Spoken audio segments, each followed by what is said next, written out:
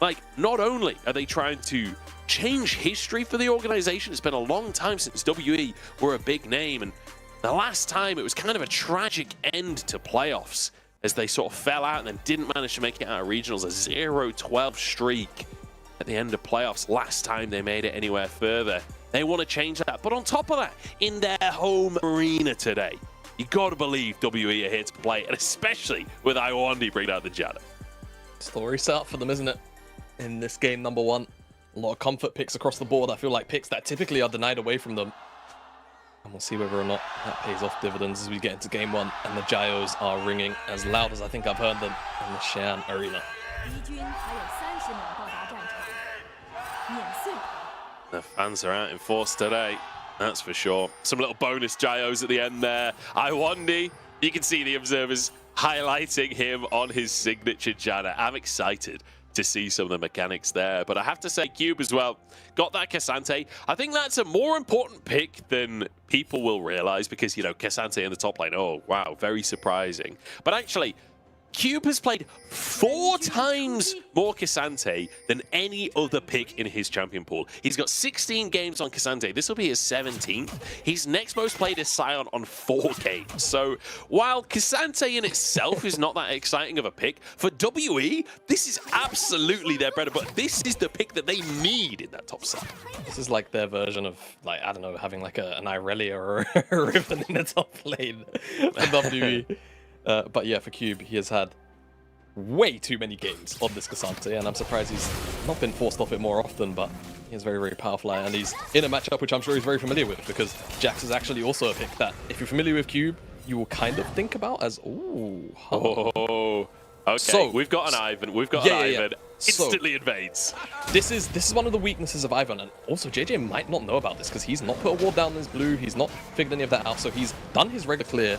That's what JJ is going for right now. The smite's also still available for Hung. So the problem here for JJ is that he's going to mark his 2 camps here. He might also go down to Krugs, but it's pretty uncommon. And then he's going to walk back up, and his blue buff's just not going to be there. So that's going to be a camp down for Hung. It's actually about whether or not he can steal away the Gromp as well. He's still got smite, so he might be able to sneak away 2 camps. Jamala, it's worth mentioning as well that, yeah, he's going to go get his wolves, but look at JJ's health bar. He's not exactly healthy right now. 2 camps stolen away. Yeah. Doesn't look like Hung wants the 1v1 here, and JJ, I think, realizes what's just happened. Goes for an auto. Knows that his laners could come in, so Hung decides to back away. But what a great start for the Sejuani. Hung all over the matchup. Great pathing, and an excellent understanding of how Ivern works as a champion as well. We have not seen Ivern punished on his first clear. Any game that I've watched of Ivern in it in competitive play so far since it's been back, I've just not seen it punished. So good job, Hung. Good preparation from WE as a whole. And also EDG just not really looking to protect the camps at all in a capacity. No wards, no information gained. Now that will just be an advantage for Hung. And we're going to have to track how he actually looks to protect it and continue to keep JJ out of the game just yet. Fofo trading aggressively, but Shanks evening things up as JJ going to go for that Scuttle Crab. Trade across the map. 4 crabs here. Hung now moves towards the bottom side. There is a ward in that tri-brush, and I think he will be spotted, but not. He's going to avoid it. There's a ping. They know it's there. You can see from the marker on the on top of the ward. So he's actually probably just going to wait. We don't actually get to see the timer, but he can see the timer. So as soon as it actually drops out, he's going to just look for this gank. This is a masterclass of an early game from Hung. Not only has he absolutely decimated JJ in terms of farm, but now he's snuck into the tri-brush. Uzi and Mako, if they play too aggressive, they could be in big trouble. Iwandi stepping on forwards. Uzi the target. Knockup is there. The chain CC is fantastic, but Hope is getting low himself. Stun should come through onto Uzi, but actually it's Iwandi in trouble. Flashed on and taken down. EDG in a 2v3 and they get 1, but it's turned around now. Uzi walks under the tower. And my goodness, I don't know how they pulled that off, but EDG in a 2v3 find 1. I'll tell you how, when Hung went in that first W, the actual, the pointy bit didn't actually connect onto Uzi, so he didn't get the immediate stacks and the additional slow. Meant that the chase down was a little bit too difficult, and the feather pullback connects onto Iwandi, so the damage was there. You can see once the knockup comes in, Hung, I'm not sure if he misses or if Uzi barely sidesteps. It's the knockback from the Q, I think, plus a little bit of misaim from Hung. Then the feather pullback comes in. Iwandi eats too much damage, and the turnaround is there. They're able to take down Mako at least, but yeah, Hung, a little bit unfortunate, but also just kind of missing at the same time. Yeah. Means that they end up 1-for-1 instead of what should have been a very clean gang. And I feel like that is just like a perfect case study on my view of WE's split. where like the macro, the game plan there is immaculate from Hung, right? Like the early invade into the gank on the bottom side, like everything looks so good. And then when it comes to the actual execution, when it comes to, you know, things going wrong during a play, it doesn't feel like there's that depth there to WE. And Hung will manage to get the 1 kill, but I mean, first blood for EDG's bottom lane. Luckily for WE, it went to Mako, not Uzi. That could have been worst case scenario if Uzi picked up the kill. Yeah, it would have been quite frustrating, right? Especially considering Uzi's the one that gets out in the play. His ultimate dropped by Arla, but Cube's likely to just look to disengage. My goodness me. There's a little burst there as JJ not going to get the cast off. So that's the thing with Ivern. When you mark camps as Ivern, if you get damaged in the middle of it, you get to it gets interrupted. I guess Hung just didn't want to, you know, walk back in the bush and check and just make sure JJ wasn't marking the camp. I just love that it's like the way that Ivern could, like, we always see junglers fighting over Raptors, but the way Ivern fights over Raptors is very different than any other jungler. He's stands like, over the camp so I can channel for a second. Yeah, and then just one-shots the entire camp. Like, contest this. Yeah, here we go, though. An answer on the bottom side as EDG look to make the play. Iwandi, no flash available, and Janna is squishy. The wind can't help you now. There's Hope. Could be trouble as well. Does have his flash, but needs to be good on the reactions. There we go. Dodges away from the roots. And will keep himself safe. But hey, we talked about worst case scenario. If Uzi can get a kill, well, there's a kill for Uzi.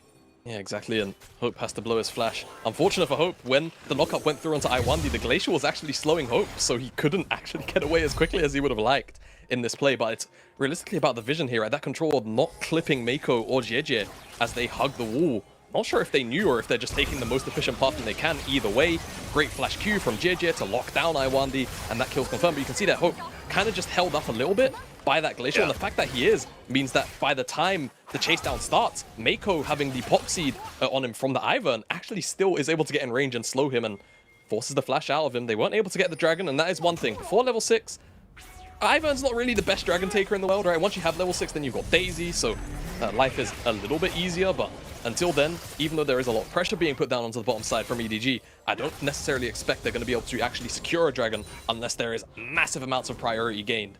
Daisy has actually just been unlocked by JJ, just underneath the 8-minute mark, so good from him. Maybe they'll look for it now, and it seems like that will be the case.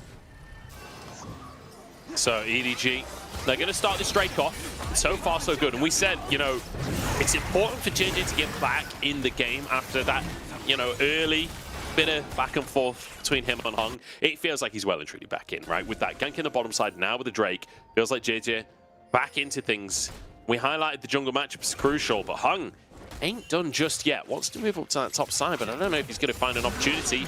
Oh, could be in trouble, but Flame Chompers keeps him safe from Mako. JJ wants to set up a dive here. The rocket comes out. Hope doing his best to play around these players. There's no minion wave for the dive, but Daisy will do. It sets it up, and Hope's taken down. Those feathers don't tickle.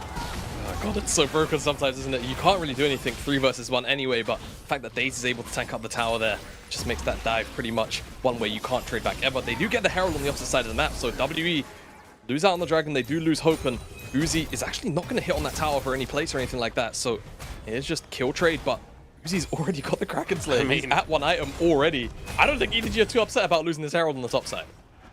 I don't think they care at all, to be honest. Because, like, when you think about where WE would even put the Herald, do you really want a Herald for Cassandre? Not particularly. It doesn't feel that great. I mean, it's better than nothing. As here we go. Cube pulling Ala over the wall here, and Hung is in the area, but misses the W once again. Ala will get stunned up here. Should be finished off. No. No, wait. The shield comes in. Ala still surviving. Okay. Taken down. Cube gets the kill. That got way too scary. Dude. Like, the execution was just getting more botched and botched, and I saw JJ walking up with the shield. I was like, no way he gets out of this, right? They do take him down in the end. A little bit spooky by the end of the play, but at the end of the day, the kill was still secured. WE, though, I think because that takes so long, if they were planning to put that Herald down in the top side after killing off Arla, it's no longer really a big option, as we'll get a replay look at how that one kind of unfolded, and it's just about Arla kind of going in, good dash back, and then reposition with the Pathmaker into the over the wall with the all out, but then Q flashed over by Arla. I think the initial W also missed from Hung, so just about everything flies wide, and eventually Hung even commits the ultimate amidst all of this as well. That's where the stun actually comes from. JJ gets Yeah. close enough to drop the shield, but definitely not enough shielding at this point in the game to actually keep Ala alive in a situation like that. Whew. Messy. Messy to say the least, but hey, WE did get that kill. Herald wasn't used in the top side. You can see Hung hovering down towards the bottom lane for the time being. I feel like the game plan for WE surely has to be shut down Uzi at this point. He's 2-0-1. He's got his Kraken Slayer already. He's 10 CS up. You've got a Herald to use. I feel like you'd love to get that behind Hope, a player that we've seen can play at the real top level in LPL. We saw that when he was on JDG, and Hope used to be on EDG. You'd love for him to be the big carry. Yeah, back in 2020, this was where he was, and he was on their academy for a long time, right? So for him, it would be nice to, you know, at the very least, if not win, have a very solid showing today. But you want that W. You want to move on through the playoffs, as we have unfortunately hit a pause, hopefully a brief one. Yeah, we'll have to see what the issue is with the pause, and we'll update you guys as soon as we can. But so far, actually quite an action-packed game here between the two teams. I kind of came in, you know, first game of playoffs, a lot of pressure on the teams. My expectation was a little bit of like, okay, very passive game number one. We often see in best of fives, game number one, a little tentative, a little unsure. It does feel like Hung came in with a clear game plan, trying to invade, then trying to make things happen in bot. Didn't really work out. Execution hasn't necessarily been there for WE so far. Whereas EDG, I feel like they've had the read on how WE are trying to play this early game and have done a great job of A, answering it, but then B, setting up Uzi for the win. Yeah, they've done a really good job so far. You would expect that they continue to try and funnel resources into him, right? I'm more curious about the comeback in terms of shutting down that win condition from the perspective of WE. You know, Uzi's not running cleanse. He's got flash and he's got heal. He's playing fully for lane with those summoner spells. As Hung is the only engage, the reality of the situation is Uzi is only really looking to prioritize using the ultimate, the Featherstorm, to dodge out on that Sejuani ultimate. So W need to find ways to try and blow that ultimate before they actually look for an engage, like a full-fledged engage. But I feel like it's going to be tough when you only really have Sejuani as the only real source, right? Other than that, you're maybe hoping Shanks can like find a shuffle in at like an opportune moment. But even in saying that, you'd probably prefer that the guy stays back and gets in the DPS, right? This new Azir, since the W max has become the norm and some of the numbers have been shifted around, absolutely pops out the damage. So you don't really want Shanks committing in and potentially dying. As speaking of commitments, EDG might be committing to this bot side play. Hope has already been dove once. JJ has Daisy. They could certainly make the play work, but at the very least, if it's not a dive, they're just going to make him miss a bunch more CS. Scrum taken as Mako does need to dash out of there, and like you say, Hope missing a lot, and ult comes out here. Daisy to answer as Uzi, forced to use the Featherstorm. That's enough for them to get out though. And Hope now over the 10 CS down, but it's the kills that are really the big lead, and those tower plates as well. Uzi now with 3 plates in his pocket. I don't know if they're all solo plates, but certainly a boatload of gold there for Zai. I would love to look at the gold difference between AD carries right now, because I feel like it is a lot bigger than it looks. Yeah, it probably is, and I'm sure we'll get a look at some point, but I think the bigger factor is because Hope obviously went into those tier 2 boots as well, right? Uzi just paced for a PF sword, so not only is he a full item completion up, he's the extra full EAD on top of that Kraken Slayer. God. So it's Hope didn't even ridiculous. finish an item. Yeah, it's not the best look in the world if you're a WE supporter right now, so I'd say look away, but the rest of the map isn't doing too bad. Everyone's picking up their first items now. So for WE, yes, you know that gold difference between Hope and Uzi is huge, but it's being made up in other areas, right? This top side of the map, for example, Cube already has his Mythic. He's got a whole bunch of plates off of this tower, so he's doing well in this 1v1, but he's got to translate it to those teamfight wins, right? He's got to actually ensure that he's putting down pressure on top of Uzi specifically in this case, once we actually get around to those bigger 5v5s. Yeah, it feels like Cube having a really good time. 3 plates up on the top side. Big CS advantage for him. Similar story in the mid lane. While the CS isn't super favorable for Shanks, he's managed to get a couple of plates off the back of the Herald that we saw Hung drop for that Azir. And we all know that Azir, later on in the game, can be an absolute monster. JJ doesn't manage to get that Scuttle Crab. So Hung wants to start the Drake off anyway. EDG got the first of the game, but WE don't want to let the second one go without a fight. Mako trying to move in alongside JJ. Daisy now will be thrown into the play. TPs from both top laners. We've got a 5v5 on our hands here, Jamada, as Ala Has to use the counter-strike early just to keep himself alive. Smite onto Daisy here. Hung's smite is currently on cooldown. This is no longer a good Drake for WE. Oh, I don't know if that was a good play, Hung. As now WE try to muscle their way in. This is so wonky. They're buying time, though. I mean, the issue is if they start to give up ground, the EDG can burst down the dragon, and there is still no smite for a couple more seconds. It's going lower, 2K. They're going into the pit here. Hung is so low, though, and Mako with the quickness to find him all out onto Mako to pull him back out of play, but he dives back in, and Jetta gets the smite. Azir, though, popping off. EDG still retreating now. Thunderstorm out from Uzi as he dashes back away. It's 4v4, and it's absolute carnage as Hope tries to chase for more, but he can't find it. It's a 1-for-1 overall. How the hell was that a 1-for-1 at the back of this? It's Hung for Mako. EDG also got the dragon. I think amongst that mayhem, I think the dragon started to reset and it messed up the execution for Hung on the smite. Let's get a look at it in the replay because this is so weird, right? So smite still on cooldown, 5 seconds. It starts to get bursted. Then it's the commitment from both ends, right?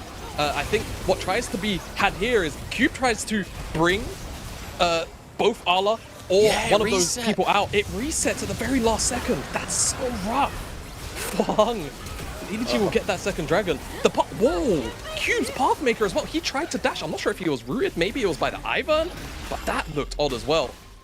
Very unfortunate fight for WE because I feel like outside of Daisy being smitten away, they honestly didn't play that too terribly.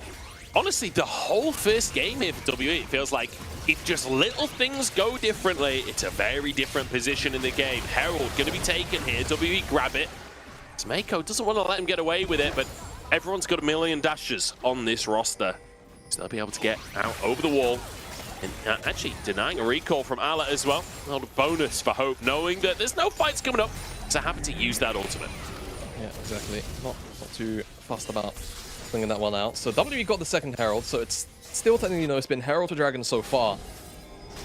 Mako looking for Hung. Hung dodging out, should be able to just walk this one home, but it's all about this Scuttle Crab, you gotta get Ivern his Scuttle, man. Can't let that one go over. There's Cube. What's he looking for here? Information? Is he looking for a dive? I mean, he's got all out available. If Uzi steps into the wrong place there with Cube on a flank, this could be huge. Herald to take the tower here. This Cube now threatens to move in. Mako on the front line here. Shield will keep him safe as Herald does get a second charge. WE will be happy with that, even if they don't try and find that flank ultimately.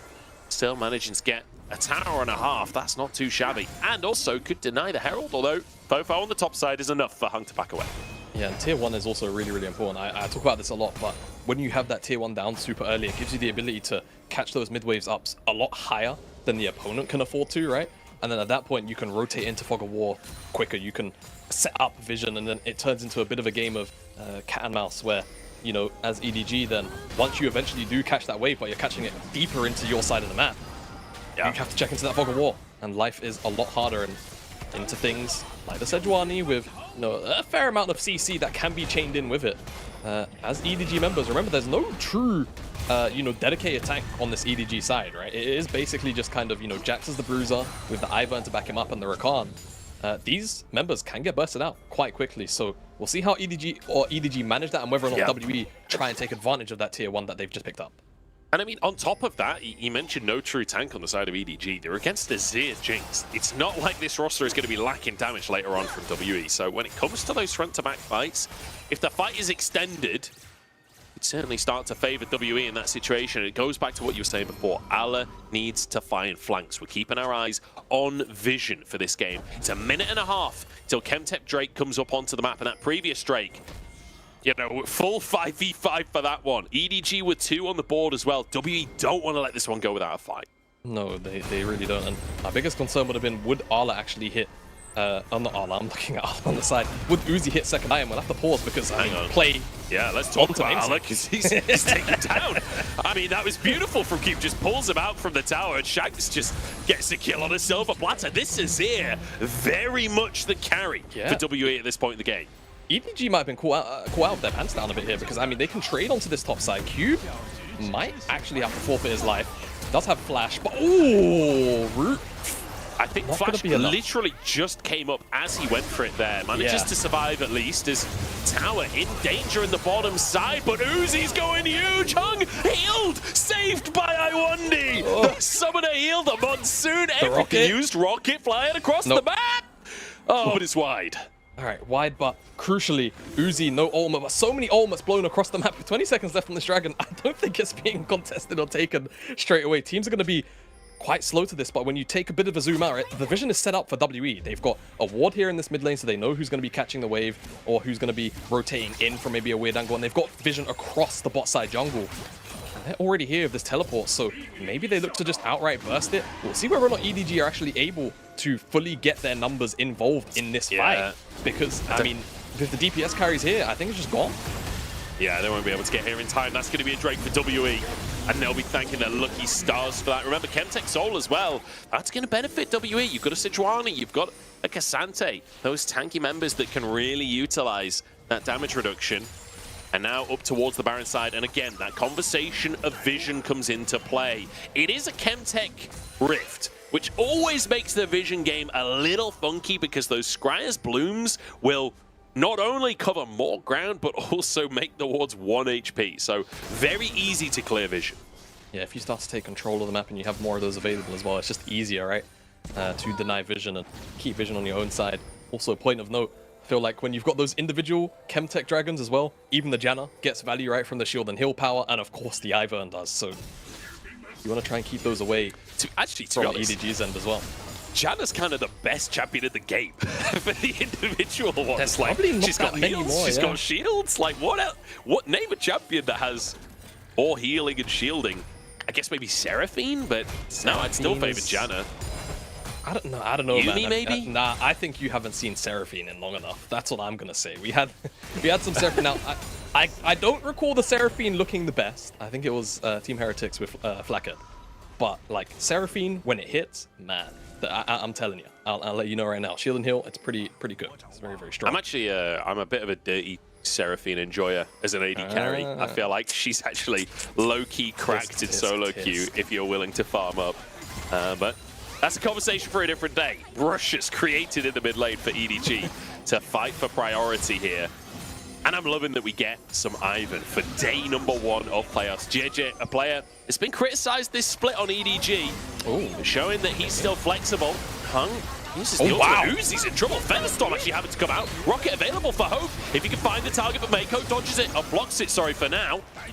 Hope certainly getting some damage online, slowly but surely closing the gap between him and Uzi. Still half an eye behind. Yeah, the question is he chunked out enough to, oh my god, I won these health bar, that WE feel like they're willing to go back towards a Baron, or do they just want this tier 2? It seems like it's the latter. They want to siege up on this. They've got the range advantage, and they will secure this tier 2 off that poke onto Uzi. This is kind of crazy. Like, Uzi and Fofo both hitting 2-item spikes. Like, on the scoreboard, you would say EDG are strong right now, but WE the ones pushing forwards and pressuring. They get a tier 2 in the mid lane, and then using that Sun Disc to protect themselves as they can move up and clear vision around Baron.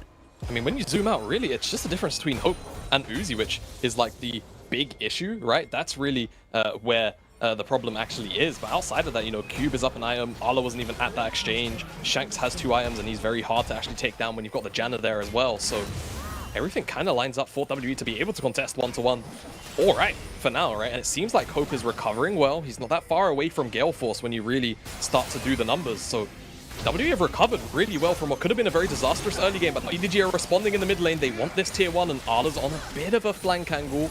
Yeah. Not willing to commit though, Joe. But again, struggling to get a deep flank. And EDG run out of minions, not willing to commit Daisy to the play to try and finish that tier 1 tower. And again, because WE got not only the tier 1, now a tier 2 as well, as take a look at what happened in the mid lane here.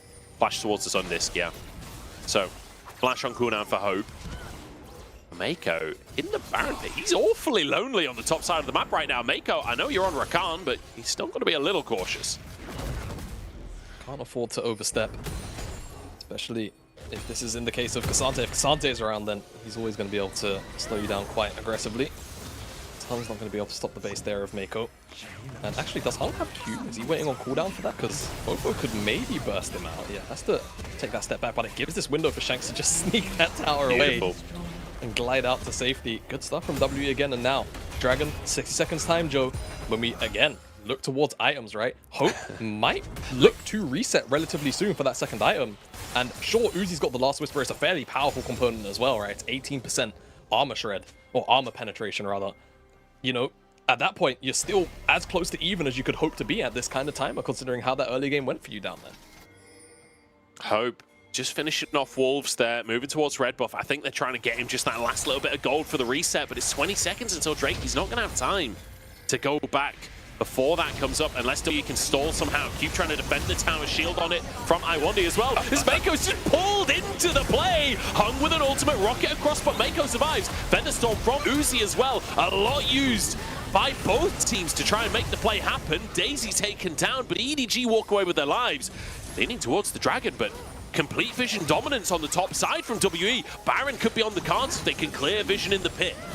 Yeah, exactly. EDG don't have their crucial ultimates up and available, whereas WE still have the reset team fight abilities up, right? Things like the Monsoon from the Janna and the Wall from Azir, the Emperor's Divide, means that for WE, if they go to look towards this Baron, they could very easily reset and disengage on a team fight that EDG tried to engage on. Hope has that reset, so he's got the Gale Force now. That's huge. Yeah. And with both objectives still up, this means that WE can realistically fight on even grounds, right? I mean, we're still only 200 gold apart for both of these teams. I was about to say, we are dead even in gold in a game where we've got these late game carries available. In the AD carry role, we've got a lot of potential for big 5v5s here, and I'm loving every second. And even though there's only 8 kills on the scoreboard, like, it doesn't feel like that. These teams have been posturing for a fight all game long. Mako on the front line here. No summoners for him. Well, I guess he's got Ignite, but it's not exactly going to help him get out there. As Hung, very aggressive positioning, trying to cut off this wave so that his team can get priority. Might have overstepped, though. TP going to come on through. Flame Choppers to answer it. Knockup is there. Alla, you've stepped way too far forwards, my friend, but Hung wide on the ultimate. Good flash from Alla. And he keeps himself safe as the Sun Disc comes up once more. Yeah, a lot of healing as well. Redemption comes down again from JJ. Do W really feel like doing this? It's this one ward on the Pixel Brush. Yeah, there's no W sweep a fair amount of available. information. There we go, control ward comes down. Denies vision. Mako onto Hung here. Bit of damage onto Mako to return it. Baron will be peeled off of as EDG kind of like the look of this fight. They're muscling in. Alla trying to get himself on the flank. He's got a Mega Blast Cone to use as well. Oh, Cube, Hope, Iwandi all in trouble as Alla flies into the play and Mega alongside him. But Iwandi on the peel. In the meantime, Kasante on the back line. And there's Shanks to make it happen. Uzi pulls the feathers, but they only tickle this time. 5-7, but WE on the Baron.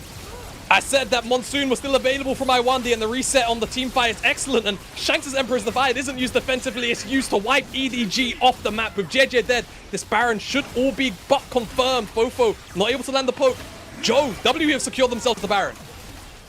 Shanks, the franchise player for WE, he had a fantastic early game, and now, in the most important fight of the game so far, swoops in to make the play. Iwandi with fantastic peel, Cube setting it all up, and then Shanks gets the slow ball and smashes out a home run. Absolutely clean. There is a reason why Azir is the most banned mid laner against WE. It's for moments like that. It often feels like if a team is struggling against WE in a series, when it comes to that game 3 in the regular season, they'll just remove away the Azir. And this is a moment as to why WE now with the Baron will secure this second Chemtech Dragon. They'll look to try and siege up on some of those tier 2s still up and available. And I mean, the idea from Arla is nice, right? But it's just the Monsoon timing plus the Q. It's actually more the Q. So that's more prep from Iwandi. They just can't move. And then Shanks comes in. It's a 3-4-man ultimate, I think, 3-man. And it's just a complete mosh pit as Ivan, as soon as you get knocked in there as well, you're no longer able to keep your carries alive. They're absolutely loving it. Four horse in the coaching room there as WE now start to siege to the bottom side. And I feel like this Janna was a stroke of genius from WE. It perfectly answers both the Rakan and the Jax. And Jace just can't win the ranged war against both the Jinx and the Nazir. Speaking of, he's locked up here. Goes back in onto Hung, I think by accident. That was the Ivan dash. And it doesn't quite feel like this Ivan pick has worked out in the way that EDG wanted it to. No, it hasn't. It's not been able to enable the solo lane specifically here of EDG. And for Uzi as well, he's not really been able to keep him, you know, alive every single time. He's only died once, but it feels like, you know, these engagements have been really awkward. Right? It's been about Uzi having to blow the Featherstorm super early. He's not been set up for a proper front to back just yet. And W have done a good job at denying that, right? It's been a lot of, you know, pick, a lot of poke, a lot of chucking out CC like this from the side of WE as they force EDG back into their base. With one inhibitor down, they want this mid lane inhibitor as well. See if they can find it. Sundisk helps so much with this. When you've got a Baron plus Sundisk, like, it's impossible to deal with this siege. The cannon's just hammering away. Still got 30 seconds on the clock when it comes to the Baron, as well as Allah actually goes in underneath the Sundisk, just CC'd up and cut down. And like Allah feeling like he needed to make something happen, feeling like the game was just slowly bleeding out, but that was not the way. He needs to find a flank, not just charging forwards. Mako, next target. Good knock up there from I1. But Cube low here. Redemption for the rest of the team from EDG. Is there help? Monsoon on the other side. Healing on both sides. We'll just stop Mako. and top off for a second as Mako low on HP. What? These fights are so long and so non-committal from both teams. I mean, that's the thing. You've said it, right? Non-committal. There is not a single bit of committal engage outside of Mako having that ultimate, right? So everything is just always super awkward. It's very touch and go. And with the amount of, you know, healing and shielding on both sides for both Iwandi and Shejie, it's very difficult if you're playing at this style where you're kind of just poking and prodding, right? It's like two boxers kind of in first round looking to just find jabs on each other and see and look to expose, you know, weak spots here. That's how these fights are going. It does feel that way, but the thing is, that's exactly what WE wants. They love a non-committal long-range fight. They've got the sustain there from I1. He's now got redemption as well. They've got, I mean, pretty much everything going their way when it comes to those long, non-committal fights, when it comes to Azir just being able to play with his range, with Hope having those rockets available, who, you know, that gold difference between the ADCs, sure, Uzi's still slightly ahead, but what's a BF sword once you're on 3 items as a Jinx? You're not really too worried about that anymore. As Hung knows he can just muscle into the jungle now, knows that his carries have the advantage finally. For the first time this game, pretty much, we've got a substantial gold lead in favor of WE. Yeah, exactly, right? We'll see with this gold lead that they have now, which has been even for so long. They can open up this mid lane. I think they're going to need Baron. I feel like there's just about enough wave clear from the side of EDG as Glacial Prison going to connect onto Fofo, but it will mean that they have to seed this tier 2 on the top side. Now, the last turret outside of the base for EDG, that as EDG with that wave clear, you can just about survive. I think W are going to need the Baron. I think they're going to need that to really put the finishing touches on this game if they're looking to close out. There's a teleport actually really deep from Arla. Cube split off, but maybe this is just a bit too far away. I feel like Cube's too tanky, surely, right? He can just walk out of this. So attempt is kind of thwarted and walked off now by WE, and they can just look to reposition in the mid lane again. Tough one. Ala trying to find that flank, but again, WE really, really great read, right? Knowing that they've got Fog to deal with, the rest of the team moves through the jungle as a unit. It's only Cube. As EDG, they're trying to find their way through the mid lane here, but Shanks and Cube cut the wave off, so there's no objective that they can grab. Hope getting some big damage onto JJ and Ala. There's Dragon spawning in 20 seconds, and EDG want to threaten it, but WE are like, you know what? You can go for the Drake. We're just going to take your base if that happens. They've got supers in the bottom lane. They'll tank this tower. It's almost low enough. They've got a wave on the top side, actually, so either way, EDG are outmaneuvered because they can just kill the tower. It doesn't matter. EDG, you've forgotten that there's buildings to defend. They've gone for a Drake that's not even soul, and they've lost a mid inhibitor while Hope pushes the wave at the top side as well. Hung found, though, as is Cube. Big shield comes out from him from the stone plate, but he dashes over to the rest of his team. He's still surviving as redemption comes through, and now he's found Mako over the wall as well. Counter redemption for EDG sustain, but 2 inhibs now down, and Baron back on the map for WE. Yeah, W on this side of the map, they can look to actually take it, and you can see Arla has to answer these super minions, so this is going to be the green flag surely for WE to just start this up, right? Or if they want to look for a reset, I wouldn't blame them either. Don't overreach your bounds, right? Yes, it's a very awkward sequence of play, but you don't want to overreach, you don't want to allow EDG in, and now do EDG just try and counterpunch? It seems like they do, but Hung didn't actually commit the full base, and teleport's coming back in from Cube. Everyone is here from WE minus Shanks, and he's going to make it quite quickly as well. This is bold from EDG, but I love it. Trying to force the issue.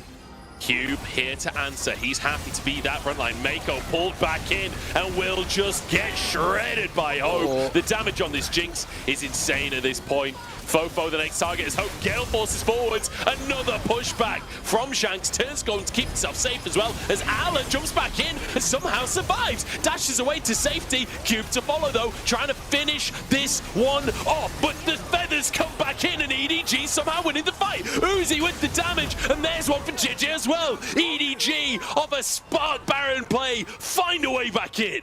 We said WE didn't want to overreach at the Baron, but they overreach in this side of the jungle and allow EDG back into this game because they walk into a choke against the Xayah. It's 101 against this champion.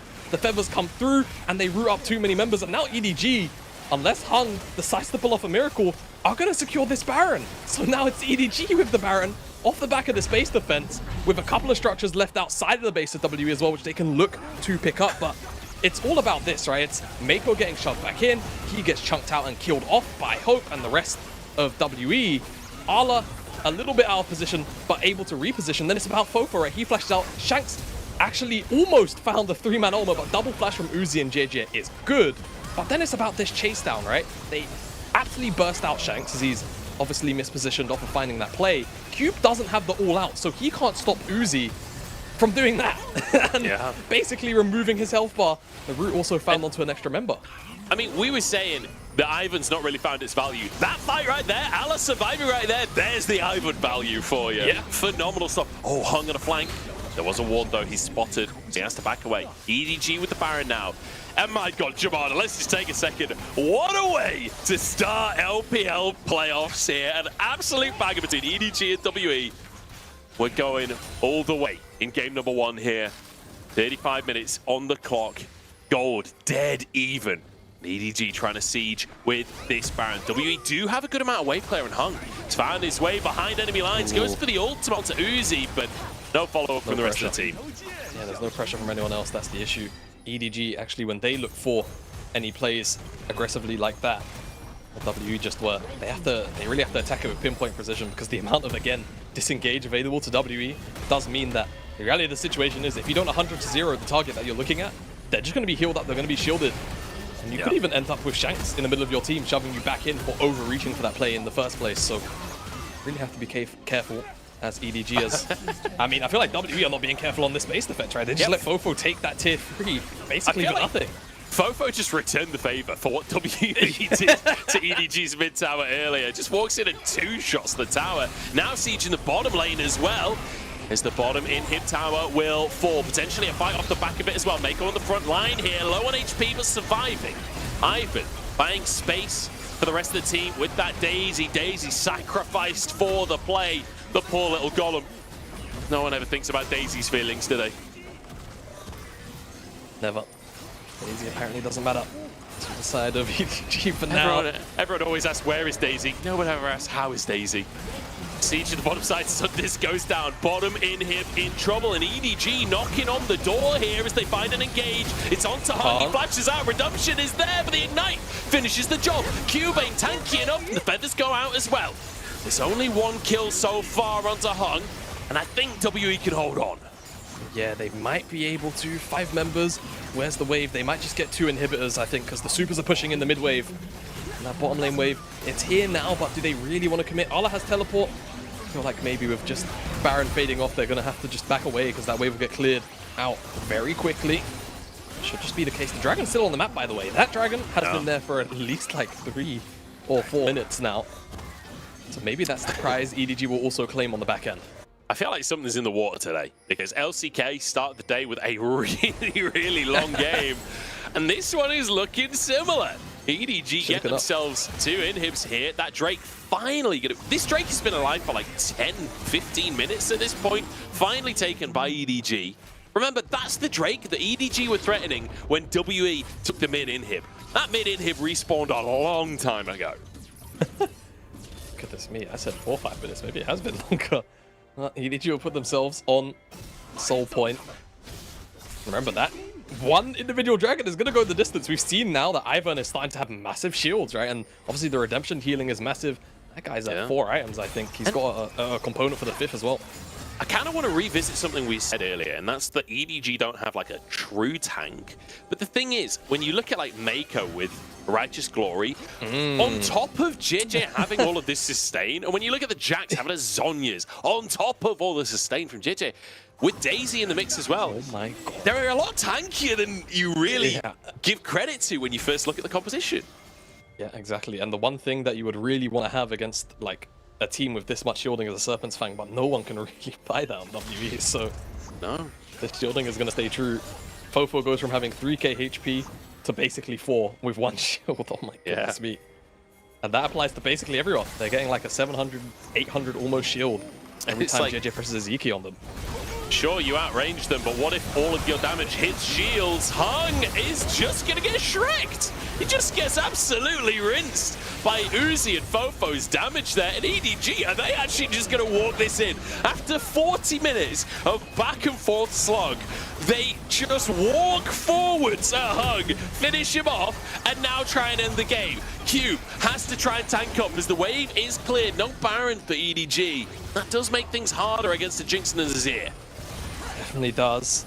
WE, what are your answers? Without Hung, without that core bit of engage, EDG know right now that WE are shaky. They're on their back legs.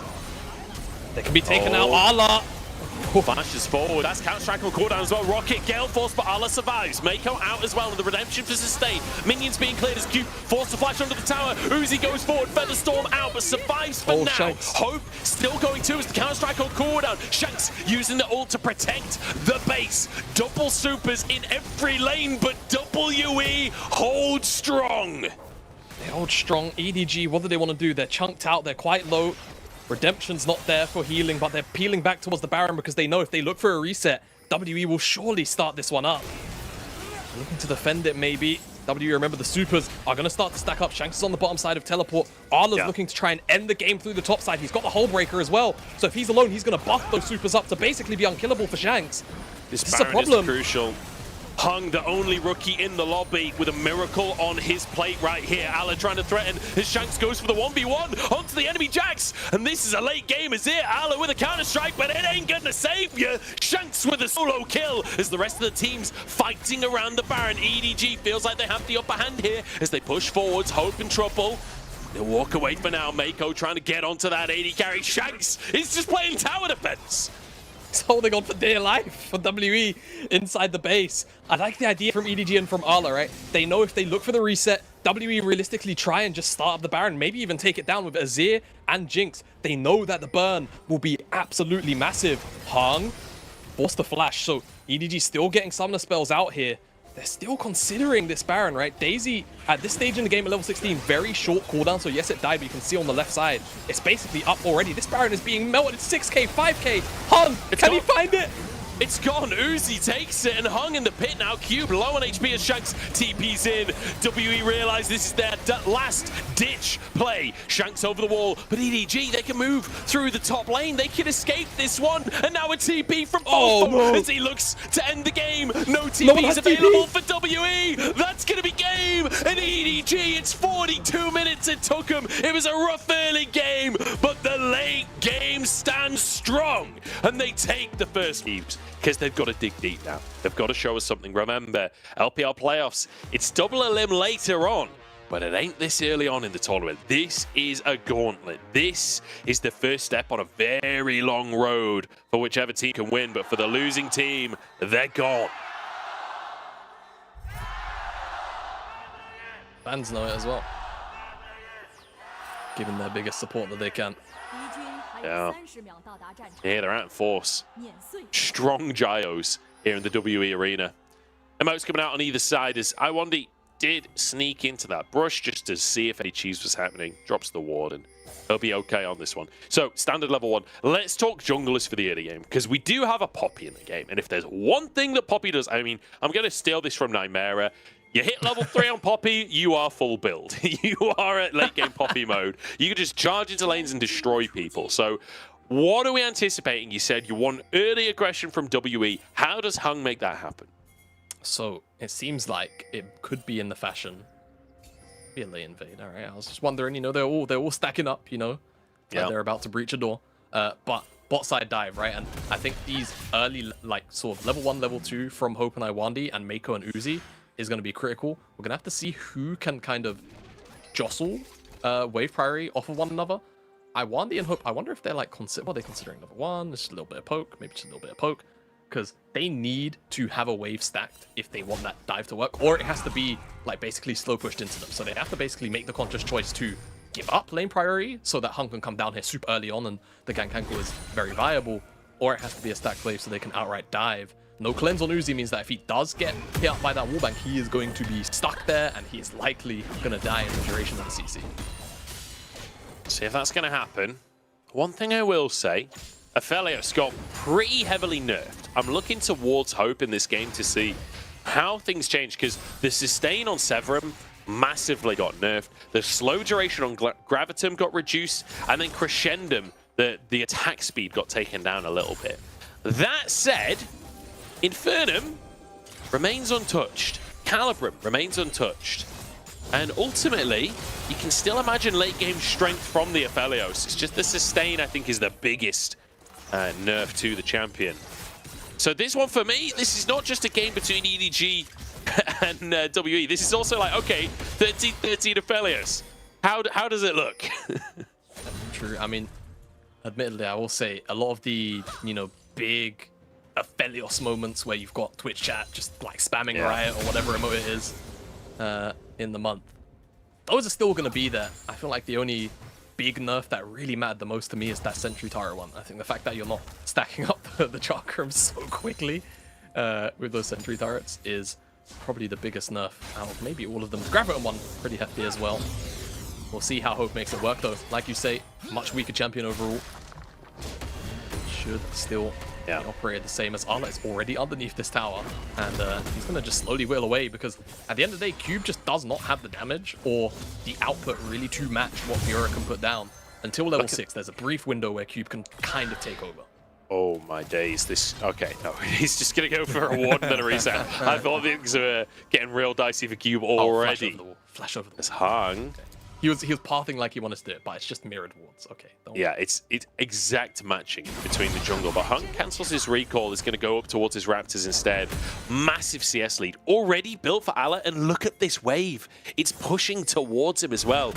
Things are going to go from bad to worse for Cube in the top side if Allah keeps managing the wave in the way he is. Yeah, exactly. Allah just doing a really good job, taking control of the first couple of waves, slow stack, crash the wave with the cannon plus the wave after, and now that slow bounce back out. Going to be really nasty for Cube, and he's got a couple of biscuits, so he's got a little bit of sustain left, but Fiora has a pot and passive, so it's not like Harla's going to be short on healing. But you can see and just tell by the way that Cube is trading, like he really wants to try and keep this wave as big as he can, so he can, when he trades with Arla, it sends a lot of damage back his way. This ward spots out Hung, so, you know, going to have a pretty solid idea that, hey, you know, Poppy's on this side of the map, I'm not even going to look to take super aggressive trades, and Cube will just miss out on small bits and pieces of CS, and Arla will continue to grow out this lead. Certainly will. Nice there from Iwandi as well to hold the wave on the bottom side as Hung has snuck in.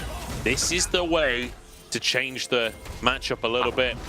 Hovering for the top side.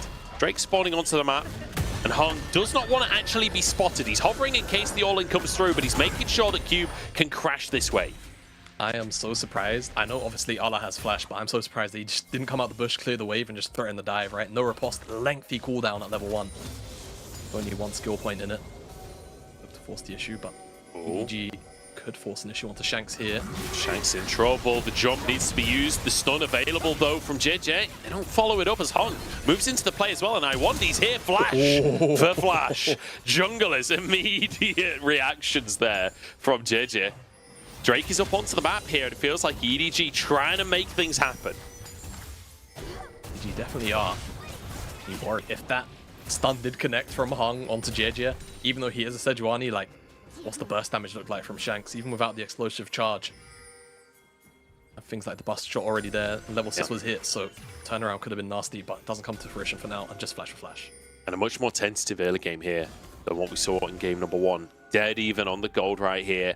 X-Flash into the pit. There is a ward there that'll be cleared by Hung, but You can see JJ on the top side of the map. This is going to be WE taking Drake #1 of the game. An earlier Drake than what we saw in game #1 as well. In game 1, we saw it traded for the Herald. Whereas WE doing it early enough where they'll still be able to contest that Herald as well. Yeah, exactly right. I think the fact that it was EDG in control of a lot of the map last game, but they had the Ivern, and it just kind of delayed that that Dragon takedown.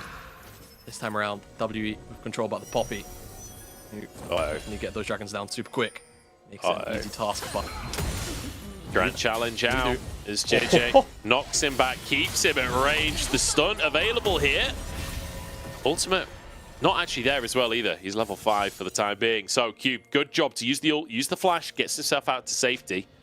Blast that summoner down, and no TP for him either. That was well played from both sides, actually. I'm not sure if you caught it, but JJ actually took a small back step to avoid being all-outed underneath the tower as well, and it keeps Cube in place for Arla to just keep on wailing him and stack up the permafrost as well. Ultimate gets riposted by Arla, and then Cube even uses the W just to stop himself from being stunned, so mechanically well played on both ends, but Cube still losing out right. That wave state didn't look too great when we was looking up there, and Arla will continue to grow out the CS lead again in a matchup where he's just going to outscale, right? By the end of the day, as soon as he hits like 2 items, Cube realistically shouldn't be able to answer even in the all-out.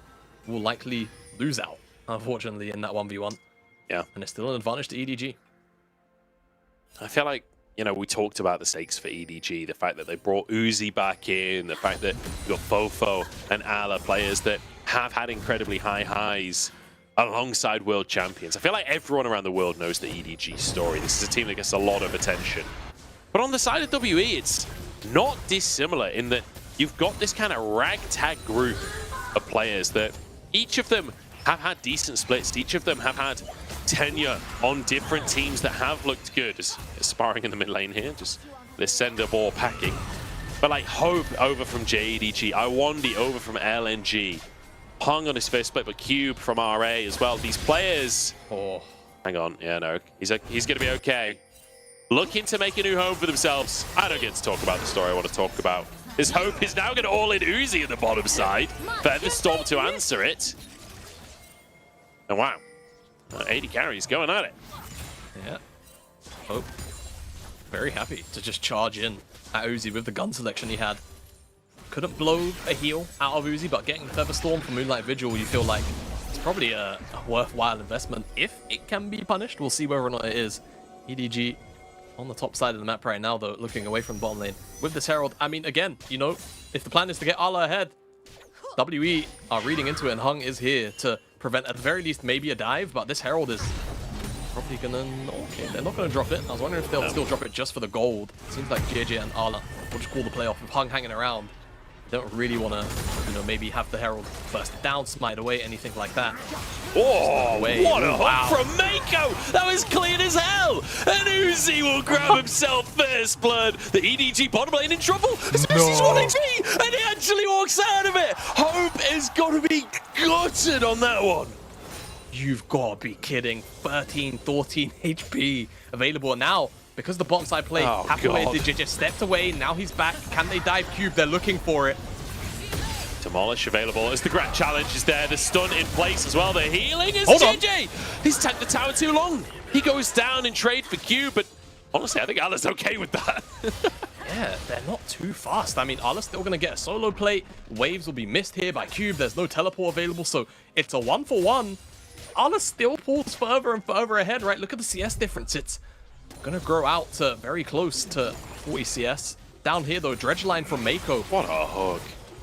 Yeah, I'm not sure how intentional it was because they kind of both hit their buttons at the same time, but at the end of the day, Iwandi is the one that gets his CC interrupted. Uzi walks away on 14 HP.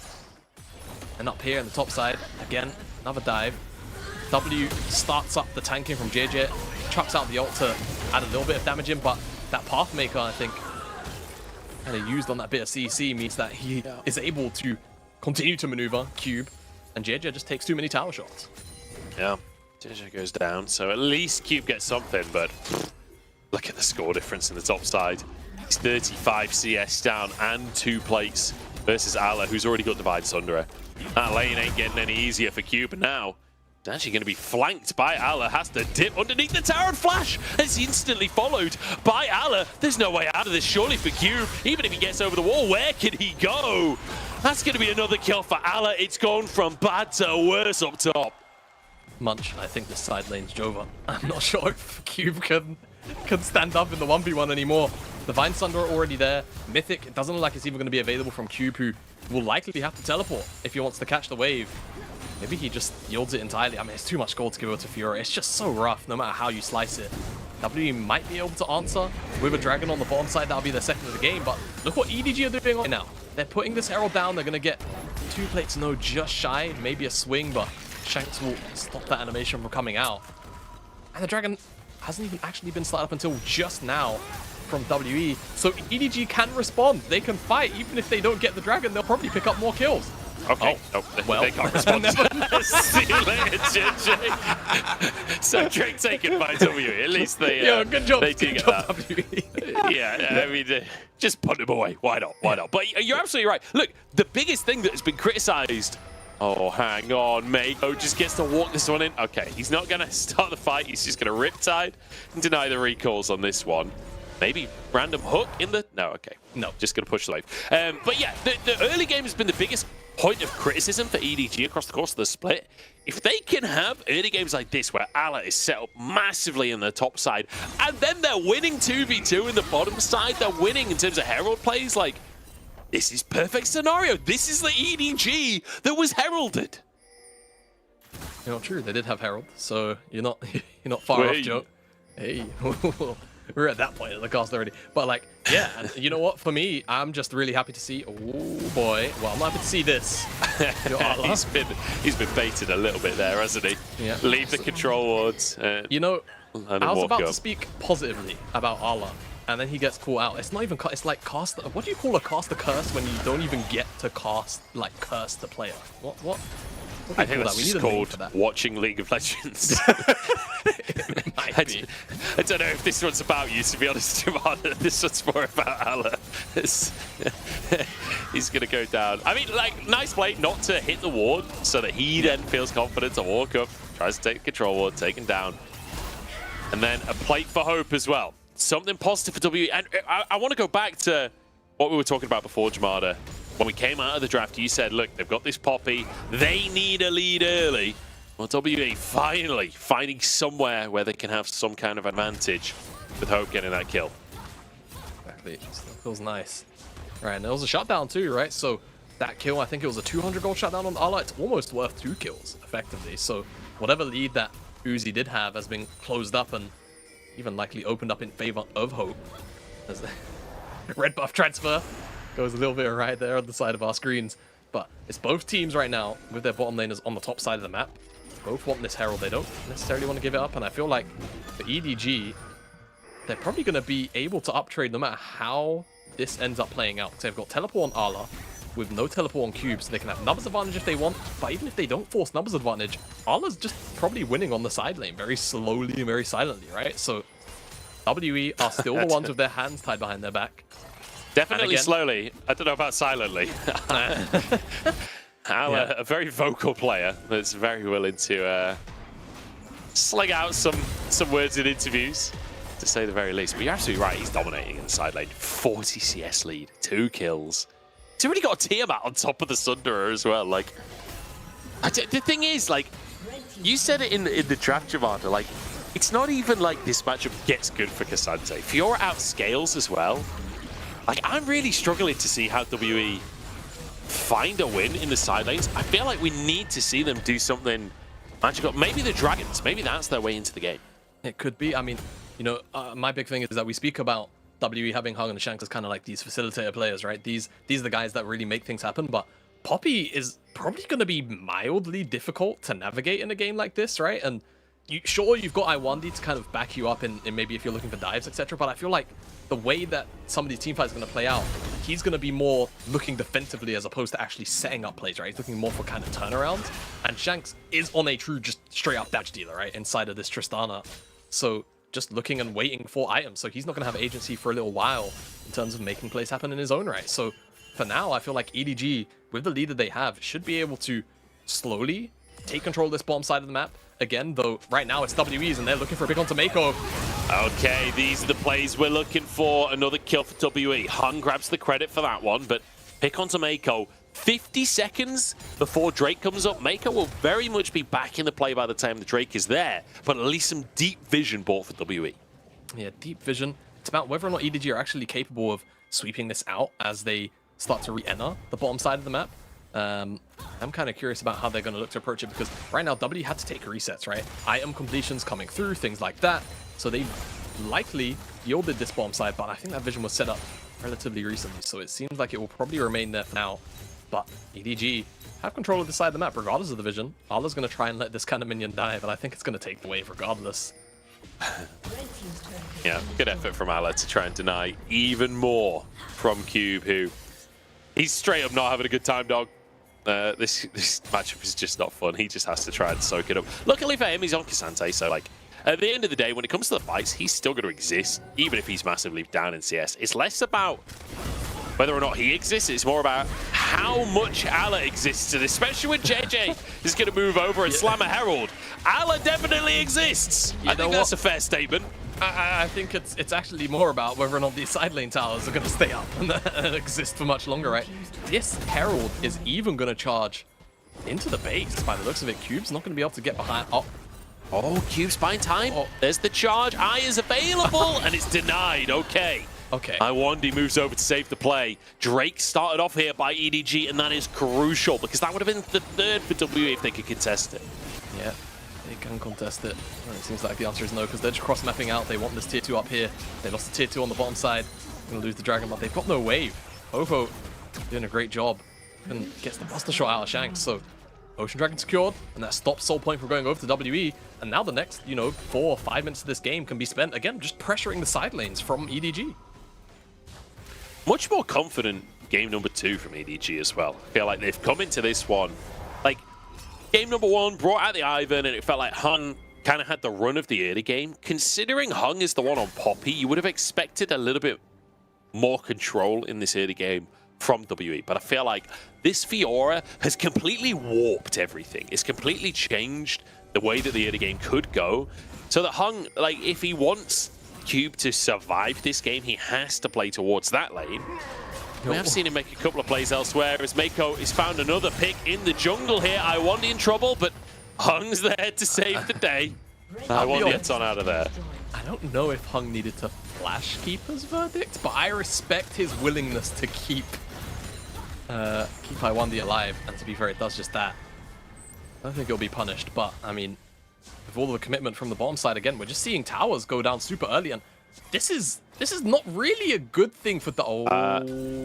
Hang on, just hope that JJ is literally behind him here. This is not the fight that you wanted to start, my friend. Hope is going to go down. Uzi takes himself a free kill there in the meantime. Fofo forced a flash, but he's fine. He got the tier 2 as well on the top side, so he's not really fussed at all in the slightest. This is brutal, Shaman. This is absolutely so brutal. Like, and how the hell do we have such a close game 1 and then EDG just destroying WE here? And again, the worst part is about how these compositions interact with one another, right? For EDG, side laning is king, and there is not going to be a realistic answer for a while for WE, and it's only really Shanks that can, at best, answer. And I think that's only maybe kind of into Ala, right? And then you still got to deal with Fofo. So yeah, I'm concerned for WE. I'm not sure if there's really much a way in. I feel like if EDG just keep on playing the map as they are, then this game ends in maybe about 10 minutes or so. WE need to really find something to break up just the tempo of play. And yeah, it just seems like there was no information on the side of Hope to just know that JJ was standing behind him. So it's a bit unlucky, but look where his teammates are on the map right now. He is kind of just in no man's land to begin with, so just gets caught slipping. I feel like it was... it's JJ Bay. Caught him slipping. Nice play from JJ as well to play around that vision pocket. Goes in through the mid lane. Like, Hope obviously not expecting that. Feeling like his team had control of the bottom side of the map. And, well, he was wrong, to be brutally honest. 6,000 gold lead for EDG. And look at that bounty for Fofo with no kill participation whatsoever, just chilling in those side lanes. Both tier 2s taken in the side lanes. WE only have a single tier 2 remaining at the 21-minute mark. As EDG continue to put their best foot forward. And honestly, this game, it feels like both feet are their best foot. Ambidextrous. Oh, I can't say that word, but you know, the one where you can ambidextrous. use both. Yeah, That's not to do with feet, is it? And that's hands. It's hands, I know, but I don't know what it is for legs or feet as Yeah, I don't know. As neither does Hope. Hope doesn't know anything in this one, but Uzi jumped on it in the feathers! Sets up for Allah to sweep on up. It looked good for WE for a split second there, but even without an AD carry, EDG will melt this Baron. Yes, they will. They'll happily go over towards it, and Fofo can just play bodyguard for anyone else who can maybe look to disrupt it, but it doesn't seem like Shanks or Cube are willing to give over their life in kind, and EDG will secure this Baron. There's a teleport coming in. I don't know, like, turn can happen. Yeah, Shanks is looking for Fofo here, gets the bomb and gets the kill. Okay, opportunity for WE. Shanks charges forward. The franchise player has to make miracles happen. Cube low in the pit, and the hook onto Shanks is huge. He's trying to kite, jumps over the wall. EDG back onto the Baron though, and they maintain control. It was close to a flip, very close, but EDG are able to shut down Cube and shut down Shanks. Stop him from going a little bit too crazy as this fight kicks off. Just over vision, right? WE don't really have much information at all about what's going on. The immediate turnaround onto Hope is great, but then Uzi gets kind of one-shot here by Shanks. A lot of damage immediately coming out, but at the end of the day, the fact that the feather pullback sets up for Arla to just clean house makes that one-sided affair, which now EDG can return to the map with this advantage. Items and all, secure this dragon very quickly. It's not going to eat into that too much of their Baron time. And then just go and siege again, right? Set up for a 1-3-1, set up for a 1-4, whatever it is. Let Arla, let Fofo really dominate their individual lanes and just put pressure on WE potentially from all three lanes, which is a bit of a rarity when it comes to Barons, but they're that far ahead in map state that they might be able to just achieve that. I will say, take a look at Shanks' CS. The man is on a mission this game. He's more than 10 CS per minute. He's been carrying the fights, trying to just, 2v4 the Baron there. And he was fantastic on the Azir in the first game as well. Shanks is desperate to keep his team in playoffs. Ala, the target of a potential pick here. The sweeper does find them as Hung tries to move in. Flash for the knockback, but it's answered by Ala. And that's 3 men committed to the top side. And EDG, they've got not only a Baron to work with, but they've also got Fofo pushing in the bottom side, setting up for the rest of the team to finish off this tower. Diving for Hope. Mako slightly wide on that hook, but it doesn't matter. Inhib tower taken in the bottom lane. It's WE now trying to collapse. Shanks and Cube moving in. But I think EDG should be able to just disengage this one, wander away, and be happy with a free trade. Because guess what? Ala's back up in the top side pushing. Exactly, right? So they have to... This is the problem. As WE, it's so frustrating to watch from their perspective because they just don't have solid enough engage. They can't break this, very easy to disengage core that EDG are running on the other side of the map. Arla is taking that inhibitor tower and he can start to pressure the inhib. Meanwhile, now EDG can look to retake some of that territory. They can't step too far forward, but Hope loses a lot of HP. Is this the angle now? Hung denied his engage though. Beautiful stuff from JJ. I wonder with a quickness, but they're 10,000 gold down. What can they do? Big damage on Fofo, but Hope can't quite finish the job there. And Ala, in the meantime, has taken an inhib. EDG can keep this siege going all day long. Still 15 seconds on the Baron, but Uzi don't need it anymore. He's onto the inhib. That's 2 taken. Mid lane, the only lane remaining, as Ala will TP to that wave, as does Fofo as well. EDG not stopping anytime soon here as they charge towards the mid lane inhib as well. Iwandy and Hung here to try and defend. Shanks has been the hero for WE, but can he do it with a 10k gold deficit? Rookie with the world on his back for Shanks. All right, now, I don't know if he really has the strength to do it just because EDG are so far ahead. They'll stave off this siege for now, but EDG still have full control of the map. Both objectives spawning in 2 minutes time, so we could just see a brief moment of reprieve for WE, but as soon as the Baron is up, as soon as the Dragon is up, the pressure is going to be right back on. Certainly will be. EDG decide to go for that reset. Kind of surprising, honestly, that they committed the TPs if they weren't fully committed to that, you know, siege in the mid lane. But deciding it's time to go spend gold. And I think that's the right decision, right? They had so much gold to work with in their inventories. Wanted to go get items. You can see 3 items now for Uzi, 3 items for Fofo. Same for Allah as well, in fact. All 3 carries. Pretty much a full item ahead of their counterparts. Well, not a full item, but at least a completed item. And this feels tough for WE. And this is one of those ones where not only is it a bit of a head-scratcher in terms of the actual gameplay, but the momentum, the morale in Team WE has got to be low. After having such a huge lead in game number 1, and game number 2 is this one-sided. That's got to feel rough. Has to. And right now, the pressure continues to mount. EDG are not really giving them the space at all, but Allah maybe is overstepped. Certainly They has. find a pick. Alice down. It's traded from mid inhib tower as Fofo tries to get damage onto the inhibitor itself. Dashing forwards once again. Damage out with the static shiv. Cube looks for an engage here. Super's pushing in the bottom lane and top lane, but the bottom lane minions are a long way away from WE's base. Baron on the map in a minute. Drake 40 seconds. It doesn't feel like WE really have anything to take off the back of this pick. It's a bit of a heartbreak for them. Yeah, they have to go back to defend, right? There's the wave that's already in the base. There's bot wave stacking up on the bottom side. Oh, and this one ward could be giving EDG so much, right? The fact that they see Cube hovering here, they kind of have an idea that the rest of W are probably all here. Iwandi's been caught out now. Uzi can't really put in the damage though, Joe, but here's the teleport. This is a 2v4 at the minute as Hope is going to find himself his second kill of the game. As Felios getting back into things. Surely, Jamada, we don't see 2 teams throw a 2-inhib lead in a row in a series. That would be too much. That would be too much. They can't start up the Baron. It's not spawned up. The Dragons there and available as well on the map. I imagine that Uzi's probably just going to go back alongside the rest of EDG. Just look to pick that one up. WE, I don't think there's any way they can contest it because they've still got a clear wave. So that's what's going to end up happening. There's pings on towards the Baron from EDG because they think, I believe, that they know that this is potentially going on. Pretty sure Hope, if Hope's got Calibrum afterwards as well, they can actually silently burn this. So yeah, they can shred this.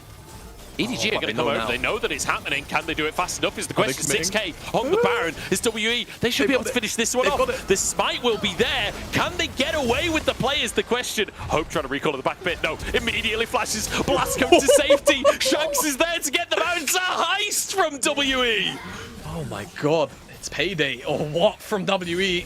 Taking that Baron off them is going to buy them so much time as well because now it's EDG that don't have the Baron, right? Buffing up the supers, getting the inhibitor becomes such an easier job with it. Now it's a chore, right? All of the extra Baroned up minions on the side of WE. It's just all about the extra time that can be bought, the gold as well. This is a big, big moment for WE to stall this game out and get themselves back at item parity, right? You look across the board now. The gold lead closed not too long ago. 3 items in both the carry slots of EDG and W, right? Mid and AD both sat at even items. It's more about the top jungle now, which hasn't really had, you know, crazy skirmish impact just yet.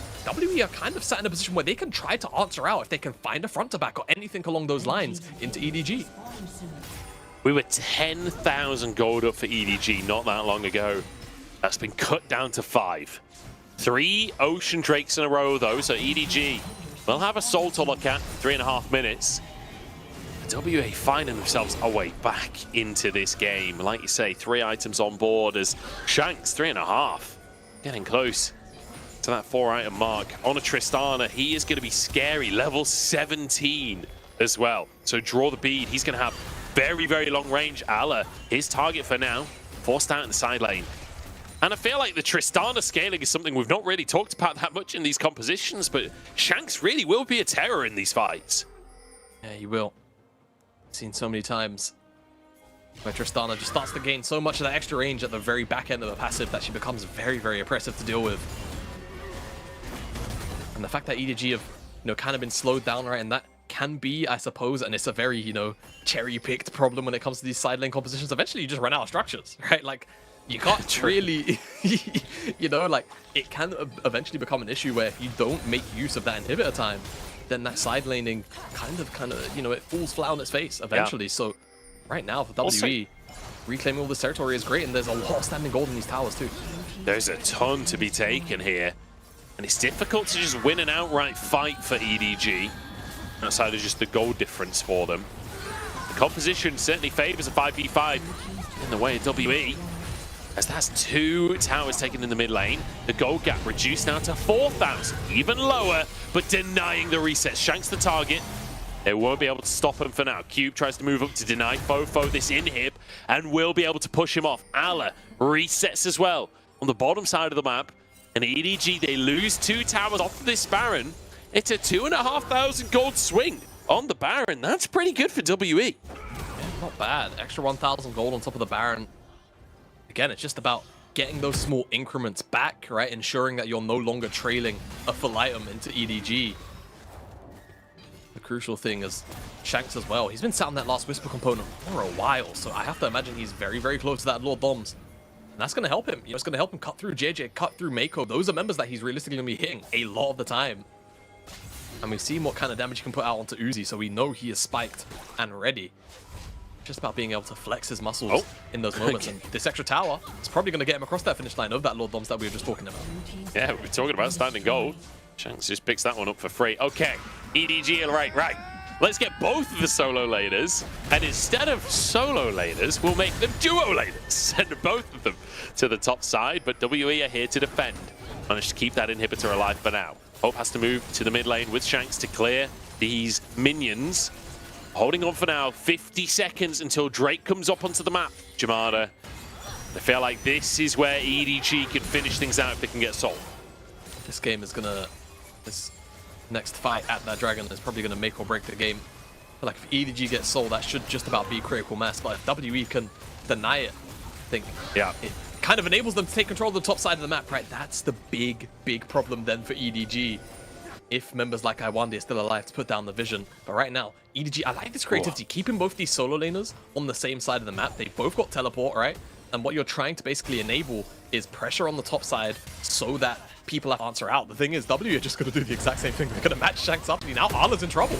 Ala's the target here. Fofo dips back out of the play into the GA already. Fofo doesn't do any damage as Ala might just go down here. The bomb onto his head. Riposte comes out, but it's not going to be enough, and Shanks has so much damage to burn through the health bars. In the meantime, WE trying to contest for the Drake. It's 3v3 here.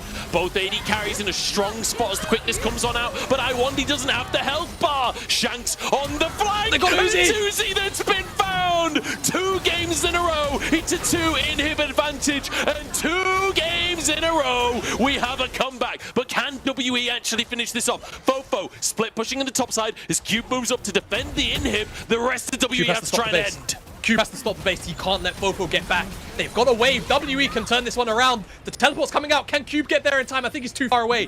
Fofo will be able to defend, but is it enough? It's a 3 versus 2 in the base, and the teleport's coming back now. 2 AD carries. There's 2 AD carries. They shred the towers in seconds. WE have actually given EDG a taste of their own medicine. The comebacks are real today. 2 inhib comebacks, 2 games in a row, and we have a series on our hands.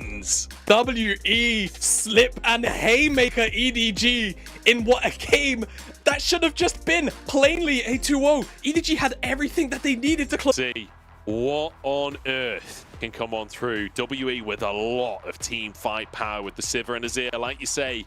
But EDG, the vase, Jace Barris, the vase come. The vase. Can Yo, I like be it. something terrifying. But it looks like it will be on the hit for Uzi. With the lethal tempo. To the crowd.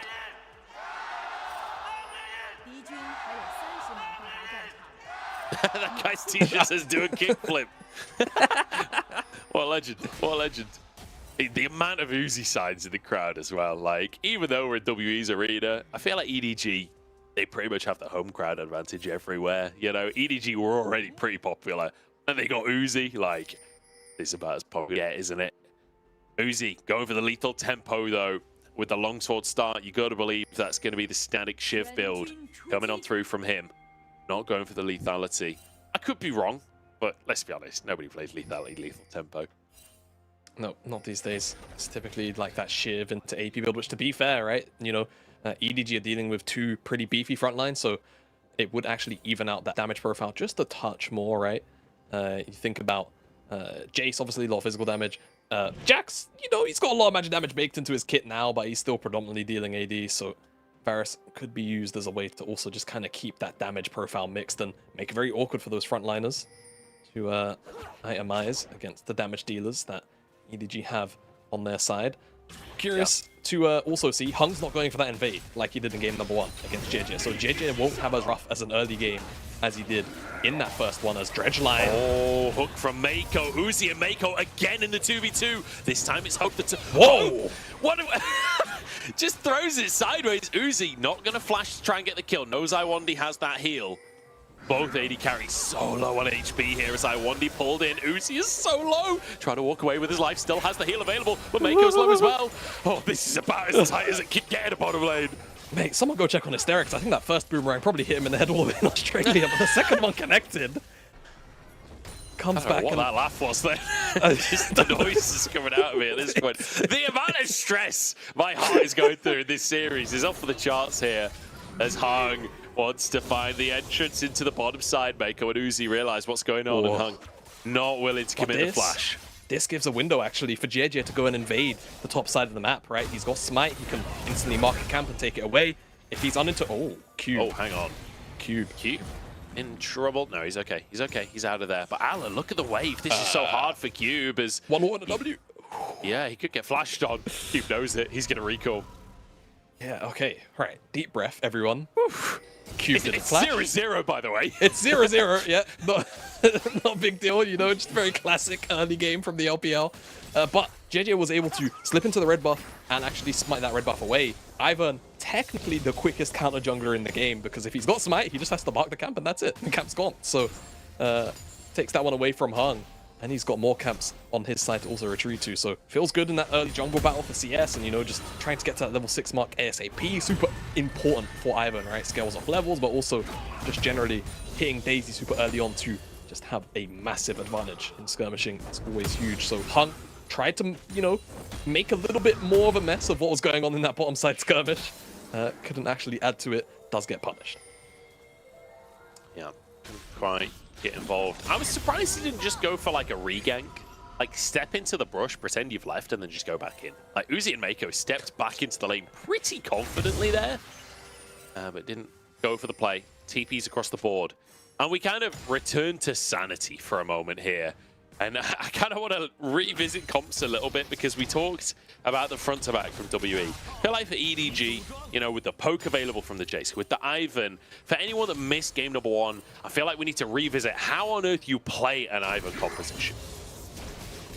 Yeah, so it is in this case, right? They've got the Baron and the Jace, so I'm expecting them to play it out a lot more like a poke comp, right? I still think that Uzi is going to look towards this hybrid Varus build. We'll see. You know, he's got double longsword, Joe. Maybe he does go lethality. I doubt it. He's got lethal tempo, but at the end of the day, you kind of just want to play to try and take control of an area, right? You can brute force in occasionally, right, with Daisy as well.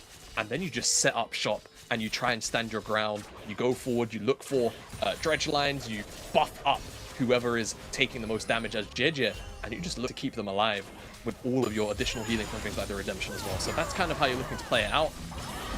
There's a pretty meaty trade onto Uzi here. Heavy trades back and forth, but crucially, Hope, I've been watching like a hawk on how well he does CSing under tower. Sivir, one of these champions that you can ruin yourself as engage. I want to be forced to flash away, but Uzi's the target for the time being. Has to flash over that wall.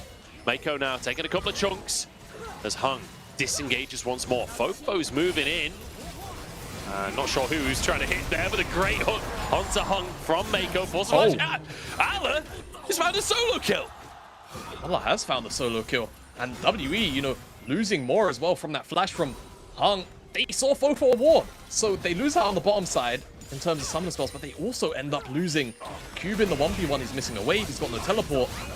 Huge swing now in that side lane, and we saw how powerful eventually in that game number 1 Jax became, whilst also having all of those Ivern shields. He was an absolute menace, so he's getting an individual lead early on by himself. Think what he's going to look like in 10 to 15 minutes time.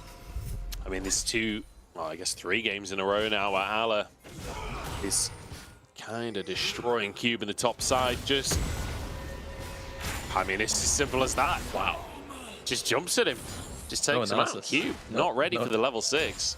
Yeah. That was a lot of damage. But I mean, since Jax had his rework, right, is about that extra burst from that ultimate pop. And sometimes it can catch you off guard, even if you're used to playing against it. Or in Cube's case, Cube, I think his second or third most played is Jax. Like, it's not Cassante. He is on, you know, one of these more carry-orientated picks, typically. And still, kind of just caught out by how much damage Allah had on offer there. And now he's going to fall further behind Sheen Caulfield's Warhammer. And all he has to do is wait for his ultimate to be up, and the trades will always look fine. Now this is going to be so tough for Cube now. I mean, Allah, big CS lead, has a kill. There was first blood as well, so bonus 100 gold there. Has a Sheen in pocket, and the wave is pushing towards him. If all of those other factors weren't bad enough for Cube, it's feeling a little bit like game number 2, where Allah got a massive individual advantage. Cube really struggling in this series. And we look to Shanks once again. Shanks, the franchise player. Shanks, the MVP of game number 2. And I feel like, generally speaking, has been the best player on the team across the course of this series so far. See if he can maintain that kind of performance. Hook in onto Iwandi as the ult comes out. Onto Uzi. No cleanse from the player. And it means that Hope can finish this kill off. Mako still has flash available. Hope, I'm assuming, has spell shield. That's why he's played so dicily around the hook. And we'll be able to just clear that wave and crash one.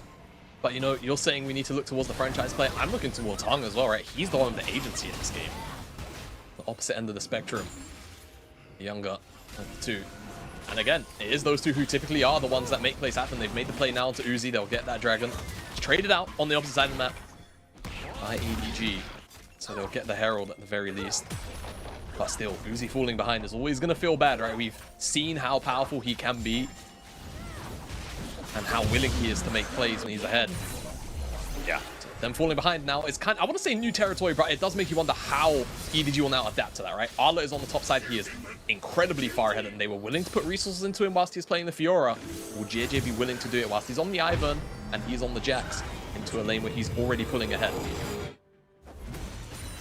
That'll be the big question, won't it? Where does JJ go with this Herald? Where does EDG plant their eggs? Which basket shall the eggs go in? As they do still have the gold lead, despite the fact that Hope managed to get that kill. Has evened up in CS, but that's the thing, that was kind of evening up with Uzi. Uzi was building a CS lead before that play. And when it comes to neutral objectives like AP, Varus, and Jace, they've got a lot of poke. They've got a lot of control when it comes to, you know, third Drake. I wouldn't imagine that they're looking towards the second Drake, but when it comes to third, denying Soul Point, that's where EDG could start to muscle their way into the game.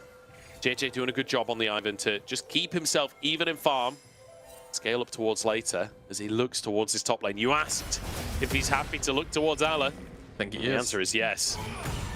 I mean, now, big question is, will they have enough damage to realistically dive him? I think the answer is a big fat no. But I'll definitely put the pressure down. JJ? Yeah, actually. That's pretty awkward. A bit weird, Daisy, not long for this build. Hung gonna smite it. Poor Daisy, poor Daisy. No one just asks pulled how. in. I know. Well, you can't ask how, because she's dead. Literally can't talk anymore. Can Daisy talk in the first place? She makes growl so short. Yeah. Let's communicate. Oh. That's a stun onto Allah. That's an all-out onto Allah. That's Allah in big trouble as Cube. Low as well. Allah will get out with his life, but only just. We were too busy talking about Daisy. We never thought to ask how Allah is. Allah wasn't feeling too great until JJ came and put the trigger seed on him.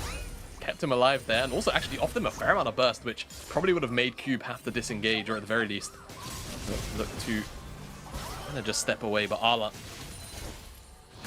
able to flash out, so pretty safe, but still losing out on that flash does feel bad. The wave crashes for Cube, which kind of takes a little bit of pressure off of his shoulders, but the issue is Arla's taking a reset right now. 97 CS, 1 kill. I think he's got Divine Sunder. Yeah, he's got Divine Sunder already, so that top lane matchup, it's done so. Cube cannot trade in that matchup right now for the foreseeable future. And if EDG want to put pressure down, I feel like that will be the best place to do it. But again, Uzi falling behind. Another plate's going to drop off here. Caught back up in CS and does have the static shift, so we'll be able to stabilize a little bit down here in the bottom side of the map. But you want to get him into a position where he can throw down the Chains of Corruption, it can connect onto Shanks or Iwandi, and he can chunk them out heavily or just outright kill them. I'm curious what build Uzi will go for, whether he does just commit to the same like AP Varus build that we have seen. Slight changes to the Varus coming into this patch where the procs of Blighted Quiver, so you know when you get the 3 stacks and you hit a Q or an E, doesn't hit quite as hard as previously. However, the on-hit passive of Blighted Quiver is going to hit slightly harder. So slight change on where the power is in Varus's kit, whether or not that's enough. I mean, pro players are notoriously fairly slow to change on these kinds of things, so whether we actually see any difference today will be a different question, but certainly something I'll be looking towards in the inventory. Speaking of inventories as well, JJ finishing that Moonstone off, so feeling pretty strong on the Ivan as he moves towards this top lane once more. 3 plates left and there's a Herald in pocket. Demolish as well, it's going to bring it down towards Dead, and Ala, he knows he can trade because he's got the Divine Sunder up. With Ivan in his back pocket, the healing and the shielding already at this stage. Monstrous. Herald's going to go down up here. So much extra gold goes into the pocket of Ala, and even JJ enjoys that. Remember, playing Ivan, your items are cheap as hell. So yeah, getting that gold injection actually is pretty huge to getting towards the second item here. They're just going to keep on going. Here. Nobody's here to defend Cube. WE have just completely abandoned their top laner. So, there's pros and cons to this, I will say, right? Huge cash injection into Ala and into JJ. Wonderful. You have to now base. Are they going to get a 3rd charge as well? Just for the sake of it, they are. So, they have to base, they have to spend this gold, they have to dominate the dragon. They have to absolutely, like, run over this fight, if they can even get there in time, right? Otherwise, that lane, which was already really Ala favored, is now effectively over, right? You've broken 2 towers in that lane. It's going to be really difficult for Ala to pick up CS as consistently as he was. There could be a window for W to kind of just, you know, barricade themselves in. Fofo up here, Ala could go bot. Yeah, that sounds good. Rearrange. Drake onto the map. As you say, EDG kind of needs to take control of the bottom side of the map here. 2,000 gold lead for them. And now moving in to try and get vision. How do WE approach this one then? If their gold lead is in hope right now. They don't. Okay. They don't approach it. I think after this dragon, maybe the Herald, right? Look for a rotation. What you could have done on this reset is actually sent Hope and Iwandi towards the top side. It seems like they're just going to elect to maintain the same lane assignments and then maybe rotate over. That even depends on whether or not they want to contest this Herald, because again, with Ala being on the top side and being so fed, he's almost 1,000 gold in ahead of Hope, who was obviously the most fed member before all of that gold went through. He's over 2,000 gold up on Cube. That is bonkers. And look at the jungle difference as well. JJ overhung 1,000 gold. Like, that push in the top lane has skyrocketed both Ala and JJ. Don't forget, right? Because, again, we'll mention the items of JJ are so much cheaper than, you know, his counterpart. The fact that, you know, he's up that 1,000 gold, not only does it mean that Hung, you know, great, he's got that Warmogs, he doesn't have tier 2 boots, and he's also a mile away from a second completion on an item. JJ going towards, I think that component only off the top of my head goes into Mikhail's, if I recall correctly, so maybe it does go into Redemption. Yeah, I think it's Redemption as well. Chalice one does. So it also goes into Helia, but he's got a bit thick, so yeah. So either way, both those items very solid pickups, right? Oh, Fofo. Fofo's in trouble. TP comes out from Ala to try and answer, but in the meantime, he's knocked back. Hope doesn't have the damage to finish the job, though. And here comes Ala to beat them down with a lamppost. Shanks might be able to save his carries, though, as Ala, good flash on the Emperor's Divide. WE surviving. Mako trying to collapse. There's vision there, and a Sun Disc will keep WE safe. That was very, very scary for WE's bottom lane. I'm not entirely sure about that dive either, right? Did they ever really have the damage? I'm not too sure. Off screen, Herald was secured by EDG, and they will now also pick up this tower in the tier, in the mid lane. They might even just about be able to get, no, that Herald should be taken down. But either way, again, you know, WE look for a play onto Fofo, pretty unprovoked as well. And they will secure themselves a tier 1. Mako, can he be caught out maybe with a well-timed ult from Han? Shanks, forces the flash. Shanks trying to slide in front to block the anchor. That would have been so clutch if he managed to get that. But Uzi in the mid lane can just one-shot the minion wave, so no siege to be had here. Zala gonna use the space in this bottom side, try and look towards towers there, look towards the 1v1 advantage that he has. Feel like we need to take a second to take stock of where we're at in this game, because even though the kills are low, it's been fairly fast-paced macro. It's a 3,000 gold advantage for EDG here. And with this Ivan composition, they did win game number 1. It was not a clean win. They got massively behind WE in game number 1. This time, though, they're the ones ahead. And they won with a very similar composition to this one when they fell behind. It's looking good for EDG right now. It's looking very good for EDG right now. Looking towards those second items to come in, specifically for Uzi and Fofo, as they will slowly come online. That'll be when they really have full control. I mean, they have next to full control right now, but WE still have ways of forcing fights, right? They've still got the Severe Armor, they've still got, of course, the Sejuani, so they will always be able to find an angle for now. It's really about this top side where there's this massive deficit between the two top laners. And JJ's just going to come and shadow. Where it used to be, yeah. Yeah. It's like, okay, let's go again, Alan. Let's look for 2 towers at once again. Daisy going to be used to buy space. Daisy actually died to the tower. Cube doesn't get the 50 gold. EDG will say that. It's the small wins. Small wins in life, huh? That's what WE are looking for right now. They need small wins to claw back into the small increments, right? Wherever they can find it.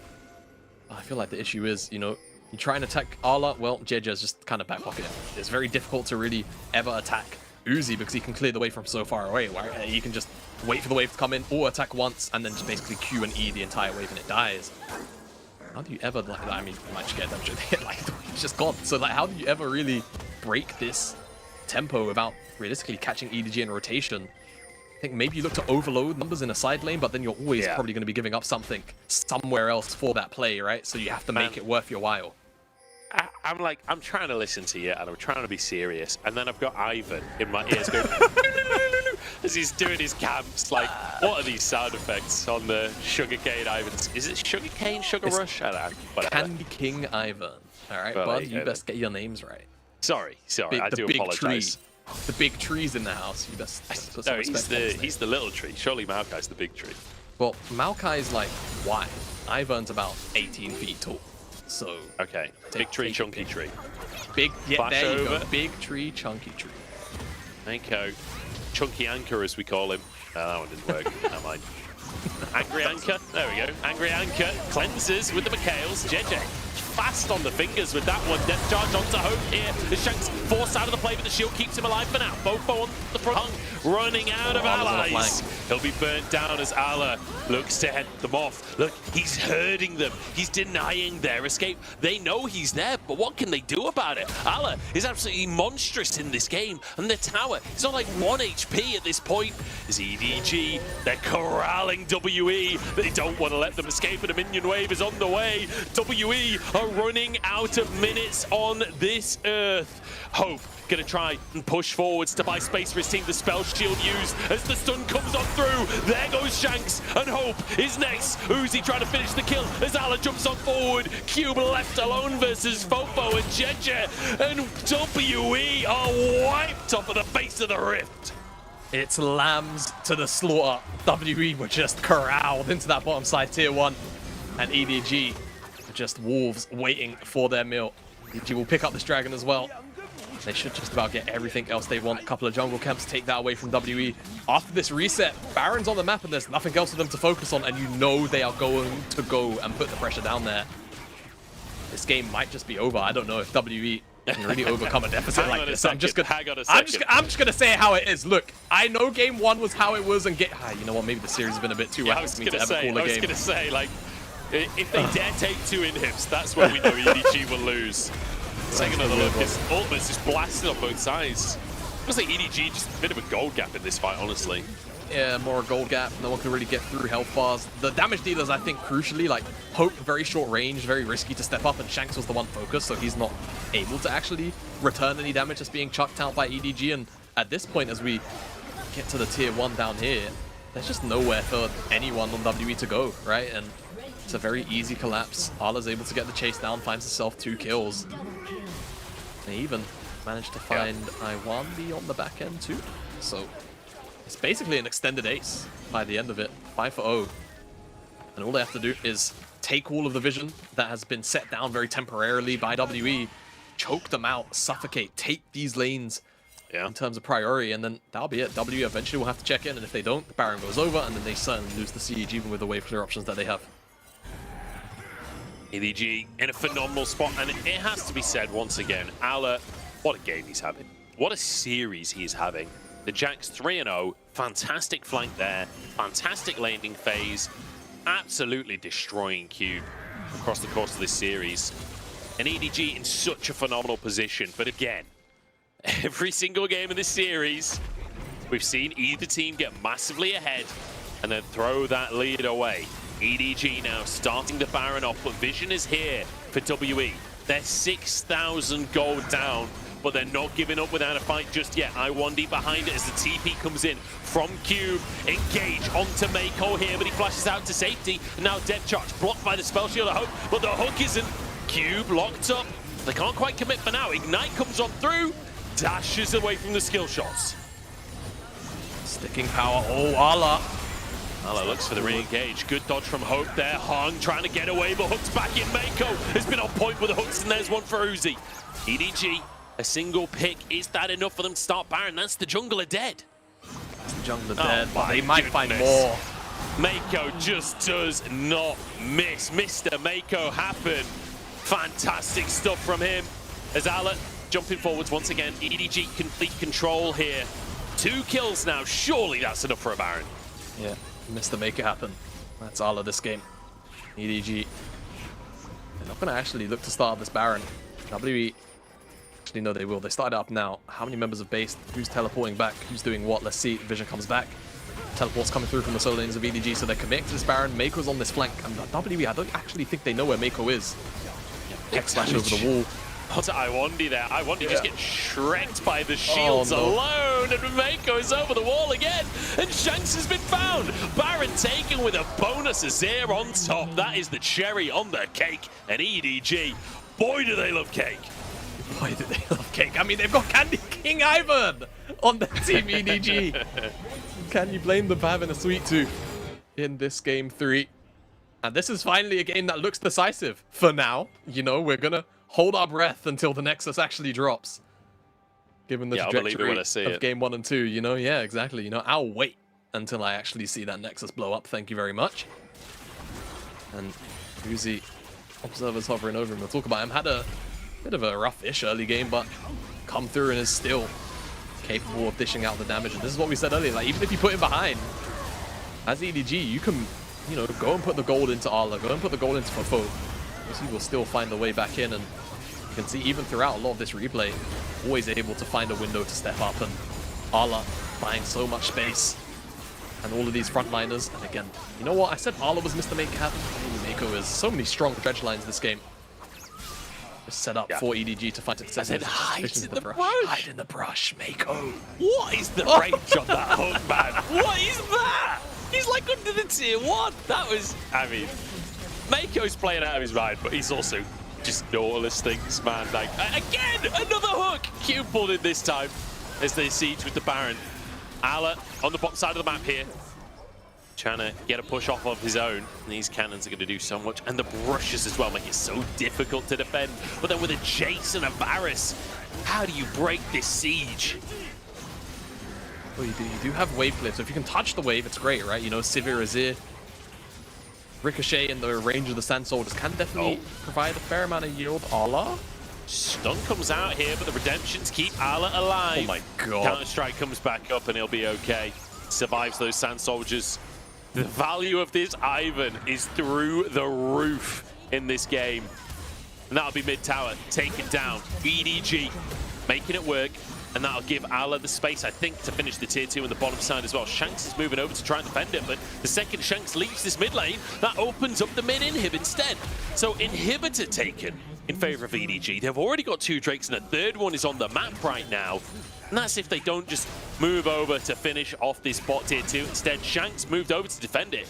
Oh, he put himself in a precarious spot there. So EDG just waiting for that next wave. They'll finish the tower, they'll go to the Drake, and they'll continue the absolute dominance of the map that we're witnessing here in Game 3. Yeah, they will. They want to close this one out as cleanly as possible. They don't want the shenanigans of Game 1 and 2 to repeat themselves. Allah? Allah, maybe Allah does. We'll never know. But he's just so undisturbed, unbothered.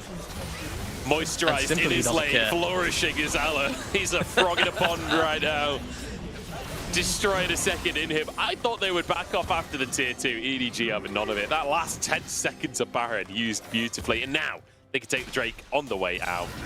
But dare I say, Jamada, EDG have just taken 2 in him. Don't do it. Don't do it. Stop it. Stop it. All right. This is the moment now, right? How do EDG cleanly close this game out? Do they wait for Baron? Do they go to the top lane and siege his 5? Do they find a pick? Do they get free pick onto Hug in the jungle, who's face checking as Dragon goes down? It's looking like that might be the answer. Hung falls. iWandy was trying to face check with him. Allah, flash for flash. He'll just keep chasing this one all day long. iWandy, you're going nowhere on this one, pal. Allah had just TP'd as well, so this is just gonna keep going. Oh no! iWandy needs to hit the plant. iWandy needs. Oh, okay, it's fine. So I was worried because Allah could have jumped to the plant. Either way, he's gonna just chase iWandy to his base. I was gonna say Narnia, but eventually we'll get there. But this is 3v4.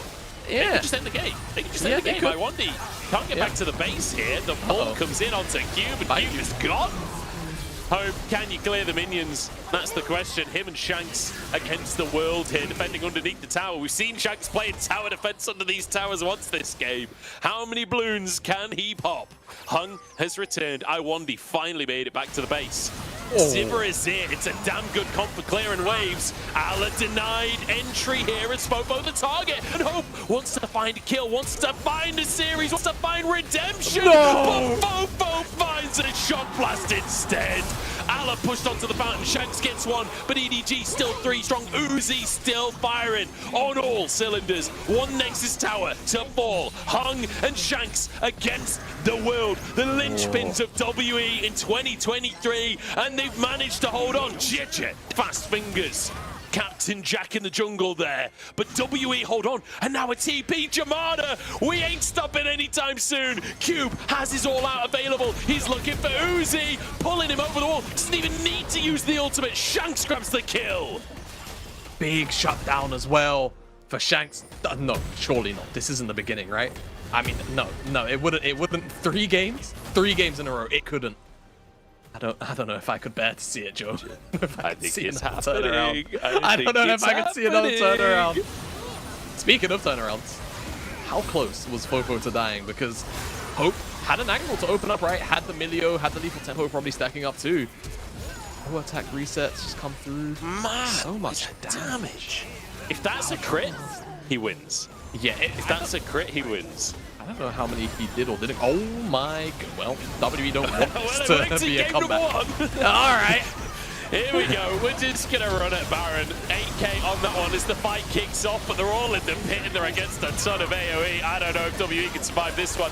Allah jumps in. Everyone's stunned. Everyone's going down. Shanks pushes them away as Baron is taken by EDG, and it's an absolute blender in the pit. He's spinning around and he's taking names. Allah, the MVP of this one. I'm calling it before the game even ends. Phenomenal game from EDG. They massacred WE in the pit, and they'll take game number 3. This game hasn't even been close, has it? This has been a night and day performance from EDG. And they will close out, and they will take us to a game 4 where they are the ones in the lead, and they are 1 game away from making it to round 2. WE need to find adjustments, and they need to find it quickly. Wow. EDG. I mean, what a game. You know, Shanks holding on again. Like, Shanks managing to save by Top Esports 3-1 in spring. And if they lose this one, it would be a 3-1 in the first round again for Team WE, which, you know, after their history, after their bit of a resurgence in 2021, where they almost managed to make that miracle run happen. They almost made it. They went all the way from round 1 to round 4, lost in a 5-game series against EDG, and then never won again. never won another game, went 0-12 in a row, and got knocked out of regionals, and now they're looking to make things happen. I just want to correct myself there. They won against EDG in that series, not lost, sorry. Massive, massive series for them. It was a huge win, but then went on a 0-12 streak, and one of those 3-0 losses was against EDG in the lower bracket. Denied entry to Worlds by EDG. And now in round 1 of playoffs, they want to make another miracle run happen. It's 2 years later. It's a bit of a different roster. And so far, it's been a tougher series for them, but it's still possible. Still possible. It's not off the table yet. Just because one game was particularly lopsided, it doesn't mean that we can ignore what happened in the first 2 games of the series. We'll see whether or not we have an unfolding of that, as Iwandi just committed 2 charges of the sweeper to not find the ward. That was didn't get the ward. a little bit unlucky, but that's just how it falls sometimes. Absolute banter. Great banter. I want to, since we're going to have a reasonably quiet early game by the looks, it's Nocturne versus Ivan, so you don't expect necessarily too much going on there as Mako pulled in here. Good bit of damage onto the cow, but it will be lane priority for Uzi here. I want to quickly talk about Uzi for a second and like his reputation, his legacy as a player, because I think a lot of people have him in the conversation for greatest AD carry of all time. And like when you think of the legacy of Uzi, you think of winning the LPL, you think of going to Worlds, winning MSI. But it's worth noting that for Uzi, winning Worlds is still something he's not managed to make happen. Yeah, Mako's in big, big trouble here. They're not going to flash onto him, and Uzi with a root onto Hope. We'll be able to keep his support alive. There is a bit of sustain there for Mako as well. Yeah, don't forget, Alistar passive will heal him up over time. But yeah, I mean, Hope not willing to commit forward and find that flash, because at the end of the day, if you flash forward, then you're right on top of Uzi, who's already got feathers on top of you. You are almost certainly going to die. So not willing to find that 2v2, but good pressure from Iwandi. That hook is going to fly wide. That was a little too close for comfort there. The hook just about going past Uzi. They'll be able to crash this 3rd wave. Good start to the lane here from EDG, despite that flash being burned from Mako. Shanks is in trouble as Fofo jumps on in. Big damage coming through. That'll be a wave crashed as well. JJ arriving just in time to help his mid laner take control of that lane as Uzi actually takes a tower shot and almost gets hooked as Mako goes underneath the tower, but now he's tanking. He goes down for first blood. I like the idea, but Hope too quick on the fingers. I don't know if I even like the idea much. Like, I feel like at the end of the day, sure, the tower's there, but why risk the flip? You know, like, why bother? I mean, now, I mean, the kill went over to Iwandi, which is not the end of the world, but and then you don't really want to yield any kind of lead, any kind of pressure. Oh, WE sit with first blood. We'll see how that impacts the bottom side, if at all, for now. EG just a little bit too aggressive. Yeah. I'm gonna riskily go for my Uzi storyline again. I don't know if I'll have time here, but no, yeah, go on, let's look at the replay. No, talk over the No, it's fine. Okay, like, let's talk Uzi as he dodges the hook there. A lot of people think of him as like an absolute champion player, but Uzi, his legacy so far is actually 2nd place. In 2018, he won Spring, he won MSI, he won Summer, he won Asian Games. He was 1 step away from making it to that golden road and winning Worlds. But the thing is, when you look at the rest of his career, Season 3 Worlds, 2nd place. Season 4 Worlds, 2nd place. 2016 Summer, 2017 Spring and Summer, 2019 Summer, all 2nd place. Uzi has never won a major tournament outside of 2018. And I feel like this is the year, coming back into professional play on the team that was his rival for such a long time, the reason that he got so many of those 2nd places.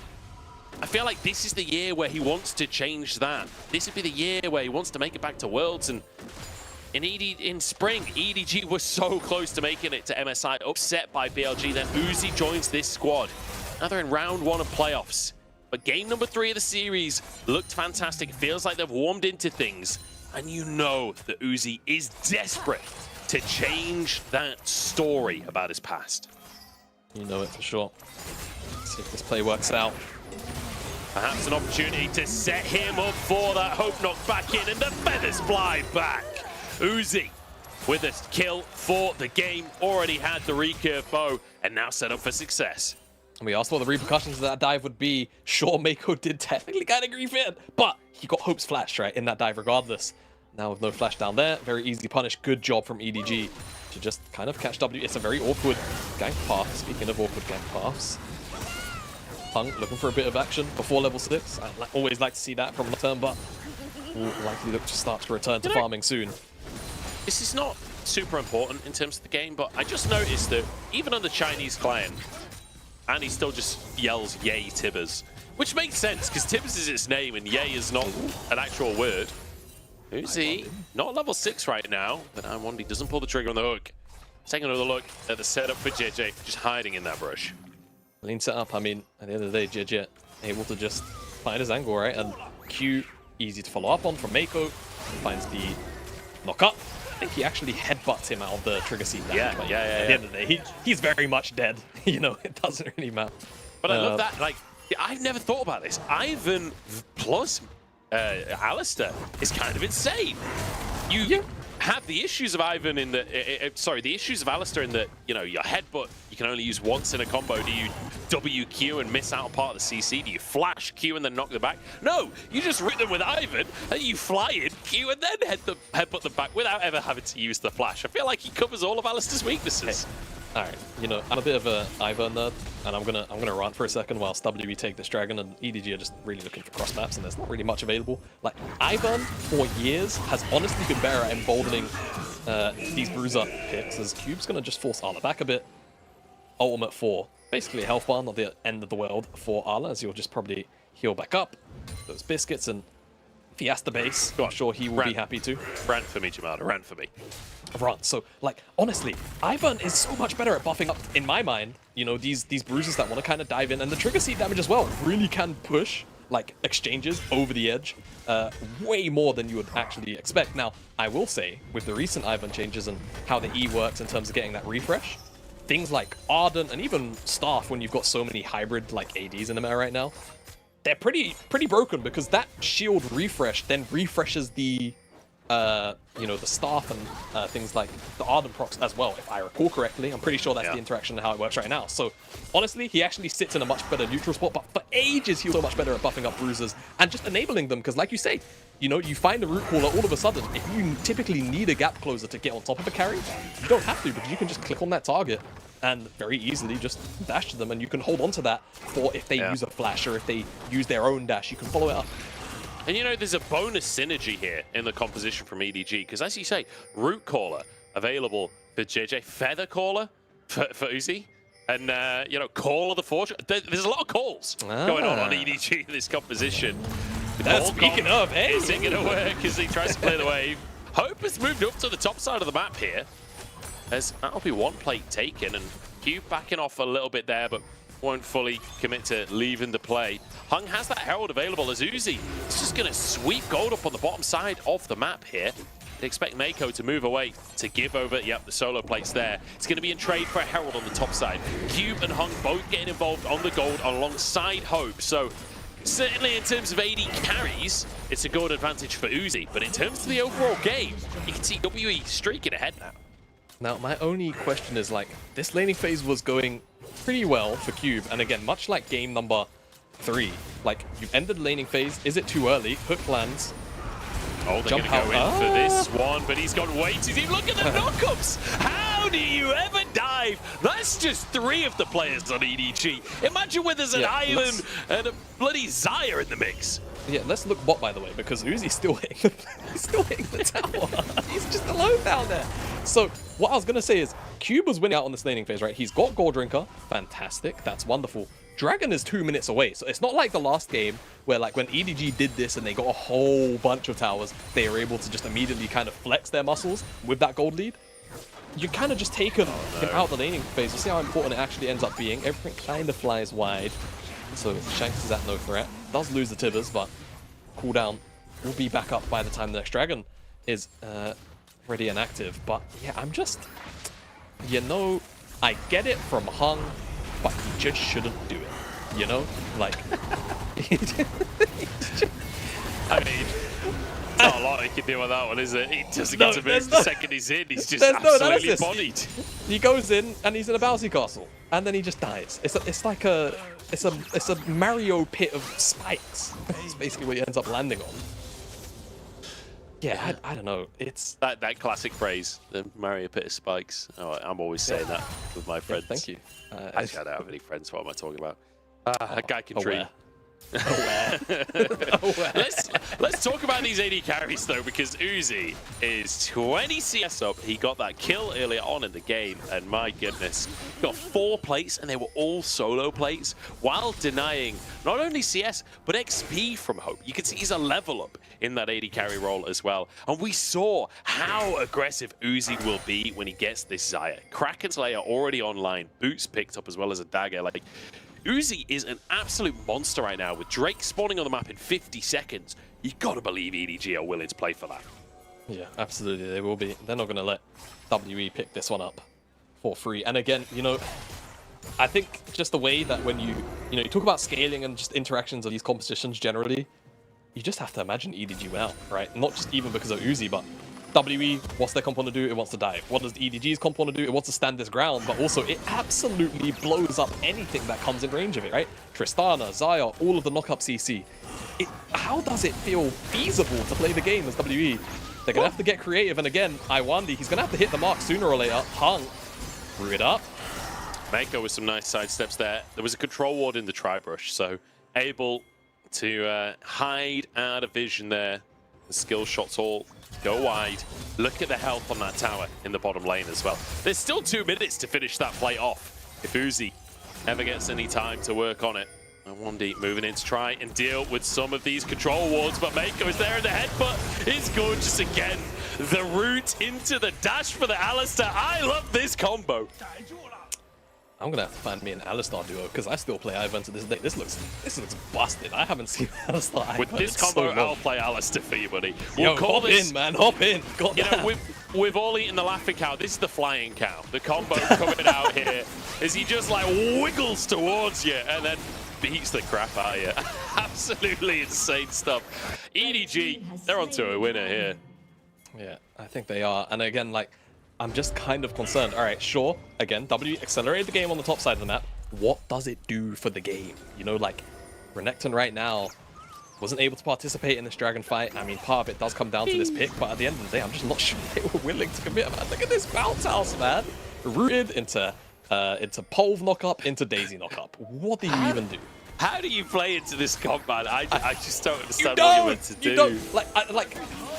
That's kind of the thing. Don't get me wrong. And again, from WE, I requested a change up in gameplay, right? In the sense of like style of draft. Unfortunately, EDG just kind of had all of the things that they wanted up and available to deal with the diving tools that they saw on the side of WE. And you got to remember that this is EDG, their first game on red side in this series, and we asked the question, can you afford to leave Kai'Sa up? EDG said yes, and then they said, watch this. They built this anti-dive composition to show you that Kai'Sa ain't that scary if nobody that dives is allowed anywhere near your carries. Let's not forget, right? WE had the opportunity to go towards something like the Maokai, a lot more neutral, very capable of diving. Mako has flash. Does have his flash available, going to use his ultimate, tries to hold on and dodges the hook. Okay. Mako just smurfing on him. He could just be a Giga Chat and just walk out of it. How that works better, I guess. But yeah, like, we could have seen something like Maokai. Shanks is no stranger to, you know, other AD mid laners just outside of Tristana as well. Very... on top of the anti-dive, you've also got Ornn against Blitzcrank. Not that Iwandi's been able to hit a hook yet, but even if he does, it's going to hit Blitz. It's going to hit Ornn, who just balance and he's just going to W it. Yeah. This is impossible. I'm not going to lie, this is not ideal at all for the side of WE. I'm usually one of those guys that is not a fan of talking about like draft cap, not a fan of talking about like, you know, this is one of those moments. Wins the draft that it's impossible to win. This is one of those drafts where actually, like, you and me, I'm kind of like, how the hell do you win this for WE? Unless EDG really, really mess it up. Well, we have seen them really mess it up in this series. In game number 2, game number 1, both of them very messy from both teams. Okay, they want Fofo Fofo. could be caught out. This is the opportunity here for WE. Nope. Bye-bye. Ups over the wall. He's out of there. What do you do? Like, even if the girl's off interest, she's got a rocket jump, probably. Even if she's used it, then she can just bust the shot you away. What? I don't know. It's so hard. I mean, yeah. Brute caller the Forge God. The feathers not going to be anywhere near his Mako. Going to be forced to use his ultimate here, and a TP comes out from Cube to defend Shanks. As Hung slams the arrow down in the mid lane, this will be a tier 1 for WE. So, small advantage gained for them. It cost 3 ultimates from EDG as well to defend. Did. Yeah, the tier 1, so, you know, it's the little wins in life for WE right now. Maybe? I was going to say, maybe they've got the control of it. It's worth mentioning, WE are actually up in gold right now. It doesn't feel like it on the Rift, doesn't, but does it? They are actually 1,000 gold up right now, which is... It's so strange. I'm not especially sure how they're up in gold. I guess it's the tower up top. I think it was the tower plates that they got top, and they got the tower in mid lane, and they secured Heralds as well. Don't forget, Heralds are worth a fair amount of gold, so... That's true. I think that mixed in with some of the CS from the top side, but also then that's being made up by Uzi, so yeah, just for a 1k gold lead, it really doesn't feel like it, and you could honestly just argue the feel of this game is EDG are like 3k up, right? Like that's what it feels like, really. It's been a weird one. Honestly, it's been a weird series, Jamada. I mean, look, it was always going to be a weird series. First series on 13.3, and I feel like inevitably there was going to be a couple of comps that came out that were like, okay, we figured this patch out and you haven't. And I feel like this is that draft. This is that patch, the draft where EDG are saying, this is our 13.3 research. This is what we figured out from our scrims. What have you got to say about it, WE? So far, it's not been working out for WE. The one thing I will say for them is side lane presence for WE. If Shanks can get like a flash Tibbers onto one of the solo laners with Hung ulting in, or likewise with Cube getting the setup into Hung flying in, that could be their way to make things happen. Mako in a bit of an awkward spot, going to use the headbutt to get out, has to flash as well. It's a big cooldown for the Alistair. WE will use this window to just go towards the dragon because they see Fofo on the top side. It seems like EDG just aren't. They're not bothered. They're trading it in tower damage in the mid lane, and Fofo is going to be able to knock on this tier 2 just a little bit, right? He will draw the teleport out of Shanks. If he wants to, he can now rotate to the mid lane, help out EDG on this siege if they really want. So this is not really that bad for EDG, because remember, at 1 dragon apiece, there is no soul in play for so long. They don't care. And here you go, Fofo rotates in, this tower's dead. EDG are chilling right now as far as game state's concerned. They might even try and look for a fight. No, TP comes out from Ala. He'll protect his team from the potential hooks. So far, Iwandi not been able to influence the game all too much, except for very early on in the laning phase. Fofo ready to buffer the W should the need come for it. All right. Cube trying to get into the back line here. The bounce house kicks off. Isabella spread not even needed. Ala now stunned by Shanks. And the call of the Forge God, the re-engage. EDG's turn to have a go. Shanks with a bomb on his head, trying to escape, and he will do so. Uzi pulls the feathers a little early. Oh, they got Uzi! Uzi! WE, we asked how. They give us an answer. The team fight for WE, and now they're in charge. This was re-engaged by EDG, though. They could have just stepped away. WE need to make use of these kills and some of the gold that was just handed over to them. We'll see where the items lie. At the end of the day, they are so close that, Poke should have that Nashor's too if you would like to think. And things like Black Cleaver will come online in the top side. Get a look at the replay, because you can see WE, they're looking for the engage, right? Look at what happens. It's just basically Ornn stays in the front, headbutt away onto the Renekton. A root as well comes through, the hook misses, and at that point, there's basically no way to really find an in. But then EDG elect to actually look for the re-engage. Flash ult to try and catch Shanks off guard, but they don't actually get enough damage onto him for a little while, to be honest with you. And by the time that bomb blows up, there isn't anything actually on top of him. The hook then connects onto Uzi. It's just a bit strange from EDG, admittedly. Like, they can just walk away from this, but the WE's coaching staff, okay, you can see how passionate he is. Did he just shout, "Let's go"? I'm pretty He sure might he have. just shouted, "Let's go." I think he did. I have never seen one of the Chinese coaches scream "Let's go" before, but I'm here for it. I'm absolutely here for it. And wow, we said there was no way. We'd pretty much counted WE out with this composition, but the hook from iWandy, and that's the thing about Blitzcrank, it doesn't matter how many hooks you miss across the game. It just matters when you hit that one crucial hook. Uzi with an aggressive Feather Storm and punished massively by iWandy. Exactly. Uzi really needs to selectively use the Feather Storm, right? Like, he can't afford to just use it necessarily for damage, because if iWandy hasn't thrown out that rocket grab, then iWandy will take full advantage of it. Fofo, speaking of being advantage of the cube, Yeah. no, not gonna find the 1v1. I was wondering, I was like, in my head, I was like, will Fofo just try and like play this 1v1, kite him out? Looks like the answer's no. We'll just let the wave. I don't know if melee range is really the play, especially with a Nocturne in the game. Fofo, what was that? I'll be honest. Have you seen that emote? Have you seen the court trolling emote? Have you seen that one switched out before? I have not, but you've not. It's a great emote, mate. You should go look it up, because that's what Fofo just did.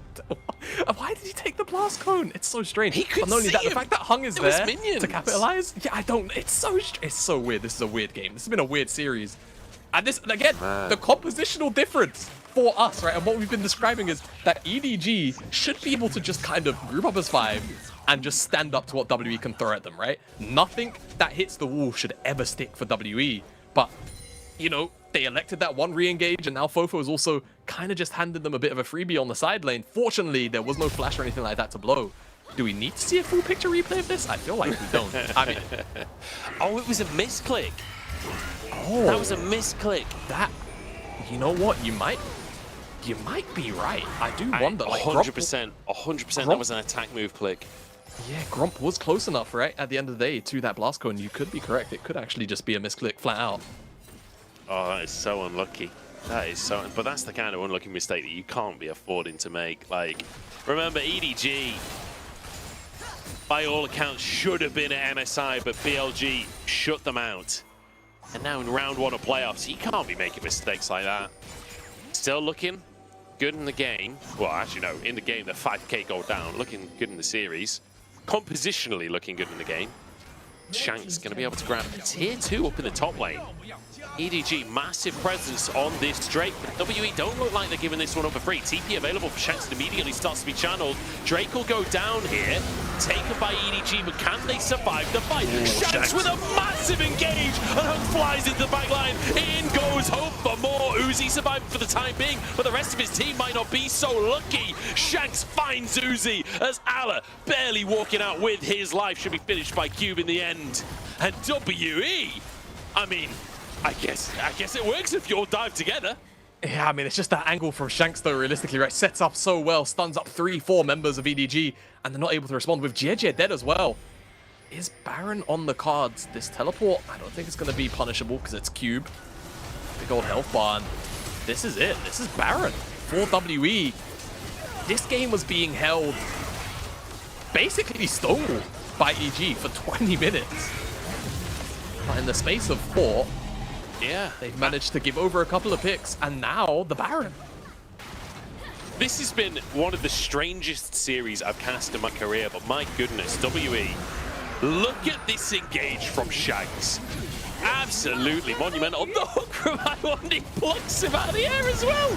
Yeah, I think actually the fact that Fofo is not able to dish any damage out to some of these frontline divers as well is kind of critical. He could even maybe, you know, argue protect Uzi from Shanks as well with the Buster Shot. So huge moment from WE. I think the fact that they're able to dive but also approach from multiple angles, that's not just one frontal assault for EDG to manage, was key. And that's how you break apart these kind of anti-dive compositions. You have to make it awkward for the tools to be used, and this was a really good case study of that. And well, 4 games in the series so far, and 4 games where Shanks has been an absolute monster.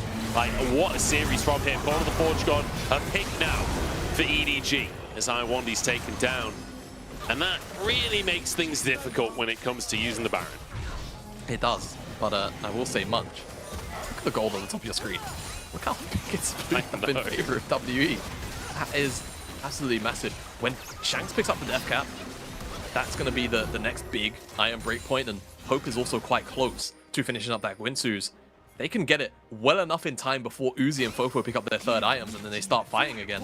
I don't know if EDG can really deal with that much additional damage on deck for the WE carry specifically. Even Cube, like, if he ends up with a GA, then he could just kind of dive willy-nilly into that, you know, big core. He's very happy to dish out all of the AoE damage because he knows he'll have the revive on the back end. So let's see exactly how EDG kind of, you know, restabilize or try to restabilize this game as much as you can with a 7k gold deficit, but also what WE are willing to actually, you know, put forward in terms of these engages, right? Because they still know the kind of, I don't want to say compositional deficit they're in, but they know they have to be very meticulous with their approaches on the team fights. They can't just throw their bodies in, or they know they will be picked off very easily.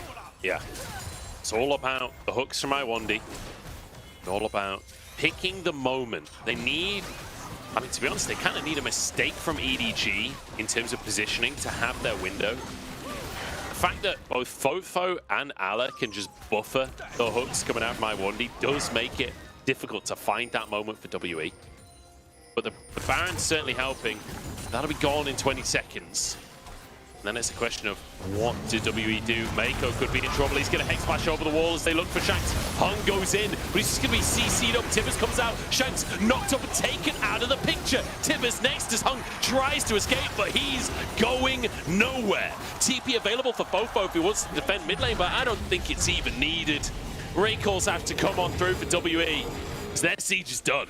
Oh, WE, you can't afford to be uncoordinated like this. EDG will just eat you up, man. You can't. You have to be together. You have to ensure that you're not allowing yourself to just be picked off like that. EDG happy to pick up the scraps, though. They stave off what remained of that Baron. As, yeah, Shanks just a bit far forward. EDG have a small window where they feel like they can just pull the trigger on this. Find Shanks. Stopwatches. Very, very solid. But then, yeah, Hung, I feel like you just let him go, man. There's no real need, right? Cube, Iwandi, even Hope is a little bit too far away to find an ultimate into this team fight. There's no real need to try and pick up the pieces when they're already on the floor. Little kid there with Uzi 006. Obviously, Uzi, for anyone that doesn't know what that means, he was the 6th signed LPL player when it first became the LPL, you know, when it officialized. Uzi was the 6th player to be signed to a team. And now, Uzi, on those 3 items, has actually gone for a more to make sure that Shanks can't one-shot him, to make sure that Hope can't one-shot him, so he can survive these fights. Q on a good old flank here. This feels a little dangerous for EDG, but they're just going to walk into River as a unit. Do they know where Shanks is? Got to be cautious. Do they know where Shanks is? See him. Shanks, another great ultimate coming on through here, but survived for the time being. There goes Ivan. Jeje out of the picture, but Fofo answering, and Uzi still alive for now. Tibbers taken down as Cube goes forward, but pulled back are the feathers, and Fofo's still alive as well. Hope is in no man's land right now. Turns golden to try and keep himself alive, but knocked up and taken down. This comp is indomitable from the side of EDG, and the fights are just too easy. Even though they lost their enchanter at the start of the fight, EDG still able to reposition, and it's Uzi, it's Fofo with such excellent positioning, whilst Ala and Mako are eating up the damage, and WE cannot find the target access that they're looking for. Again, this engage is so strong from WE, right? We spoke about it has to be multiple angles. The hook lands onto Fofo, he rocket jump buffers it, great. JJ though, one shot, Hope makes sure that he finishes off and confirms that kill. Shanks, even though he gets finished off by Fofo, like, the work is done, right? You would imagine, but then at this point, it's about finding access. Hope, Hung, they've already used their ultimates. They can't dive in again to find Uzi or find Fofo. So even though the work that Cube is putting in is excellent, there's no one actually putting major threat onto Uzi and onto Fofo as they reposition and get more damage out. It has effectively played out as a front to back by the end of it. And the W from Hope at the end of the fight actually hit onto Uzi. It would have killed him had he not built a Mora Mal Mortius. This build from Uzi literally keeping the game alive for EDG. Phenomenal presence of mind to go for that MR. And even with a, what was that, 7,000, 8,000 gold deficit, this composition of EDG so valuable. The mechanics at play there. 2 upgraded Navoris on their side as they will just annihilate Baron. Before vision is even gained, EDG have got it. WE, are you going to try and dive this? Are you going to try and get into the pit? Uzi's alone! EDG abandoned their AD carry, but he's surviving, taken down now by Cube as they charge into the pit. Fofo has to be the carry. Bomb on top of Hung here. He jumps out of the pit, doesn't have the range yet, and Blast comes back on in. JJ buying space on the backside of the fight, and even without Uzi, EDG are indestructible. Shanks takes out Mako as he goes for a little bit too much. But EDG still come out with a man advantage. A hook underneath the tower, but he signed his own death warrant. He falls as Fofo grabs another. Even though Uzi drops, it's Fofo that comes up huge. And what a time to do it. It's been criticized for his play throughout the season. I think fairly so at times, but this could have been the fight, which could have pushed EDG back into contention to close out this series 3-1 with the Baron. Let's see how much they can get done.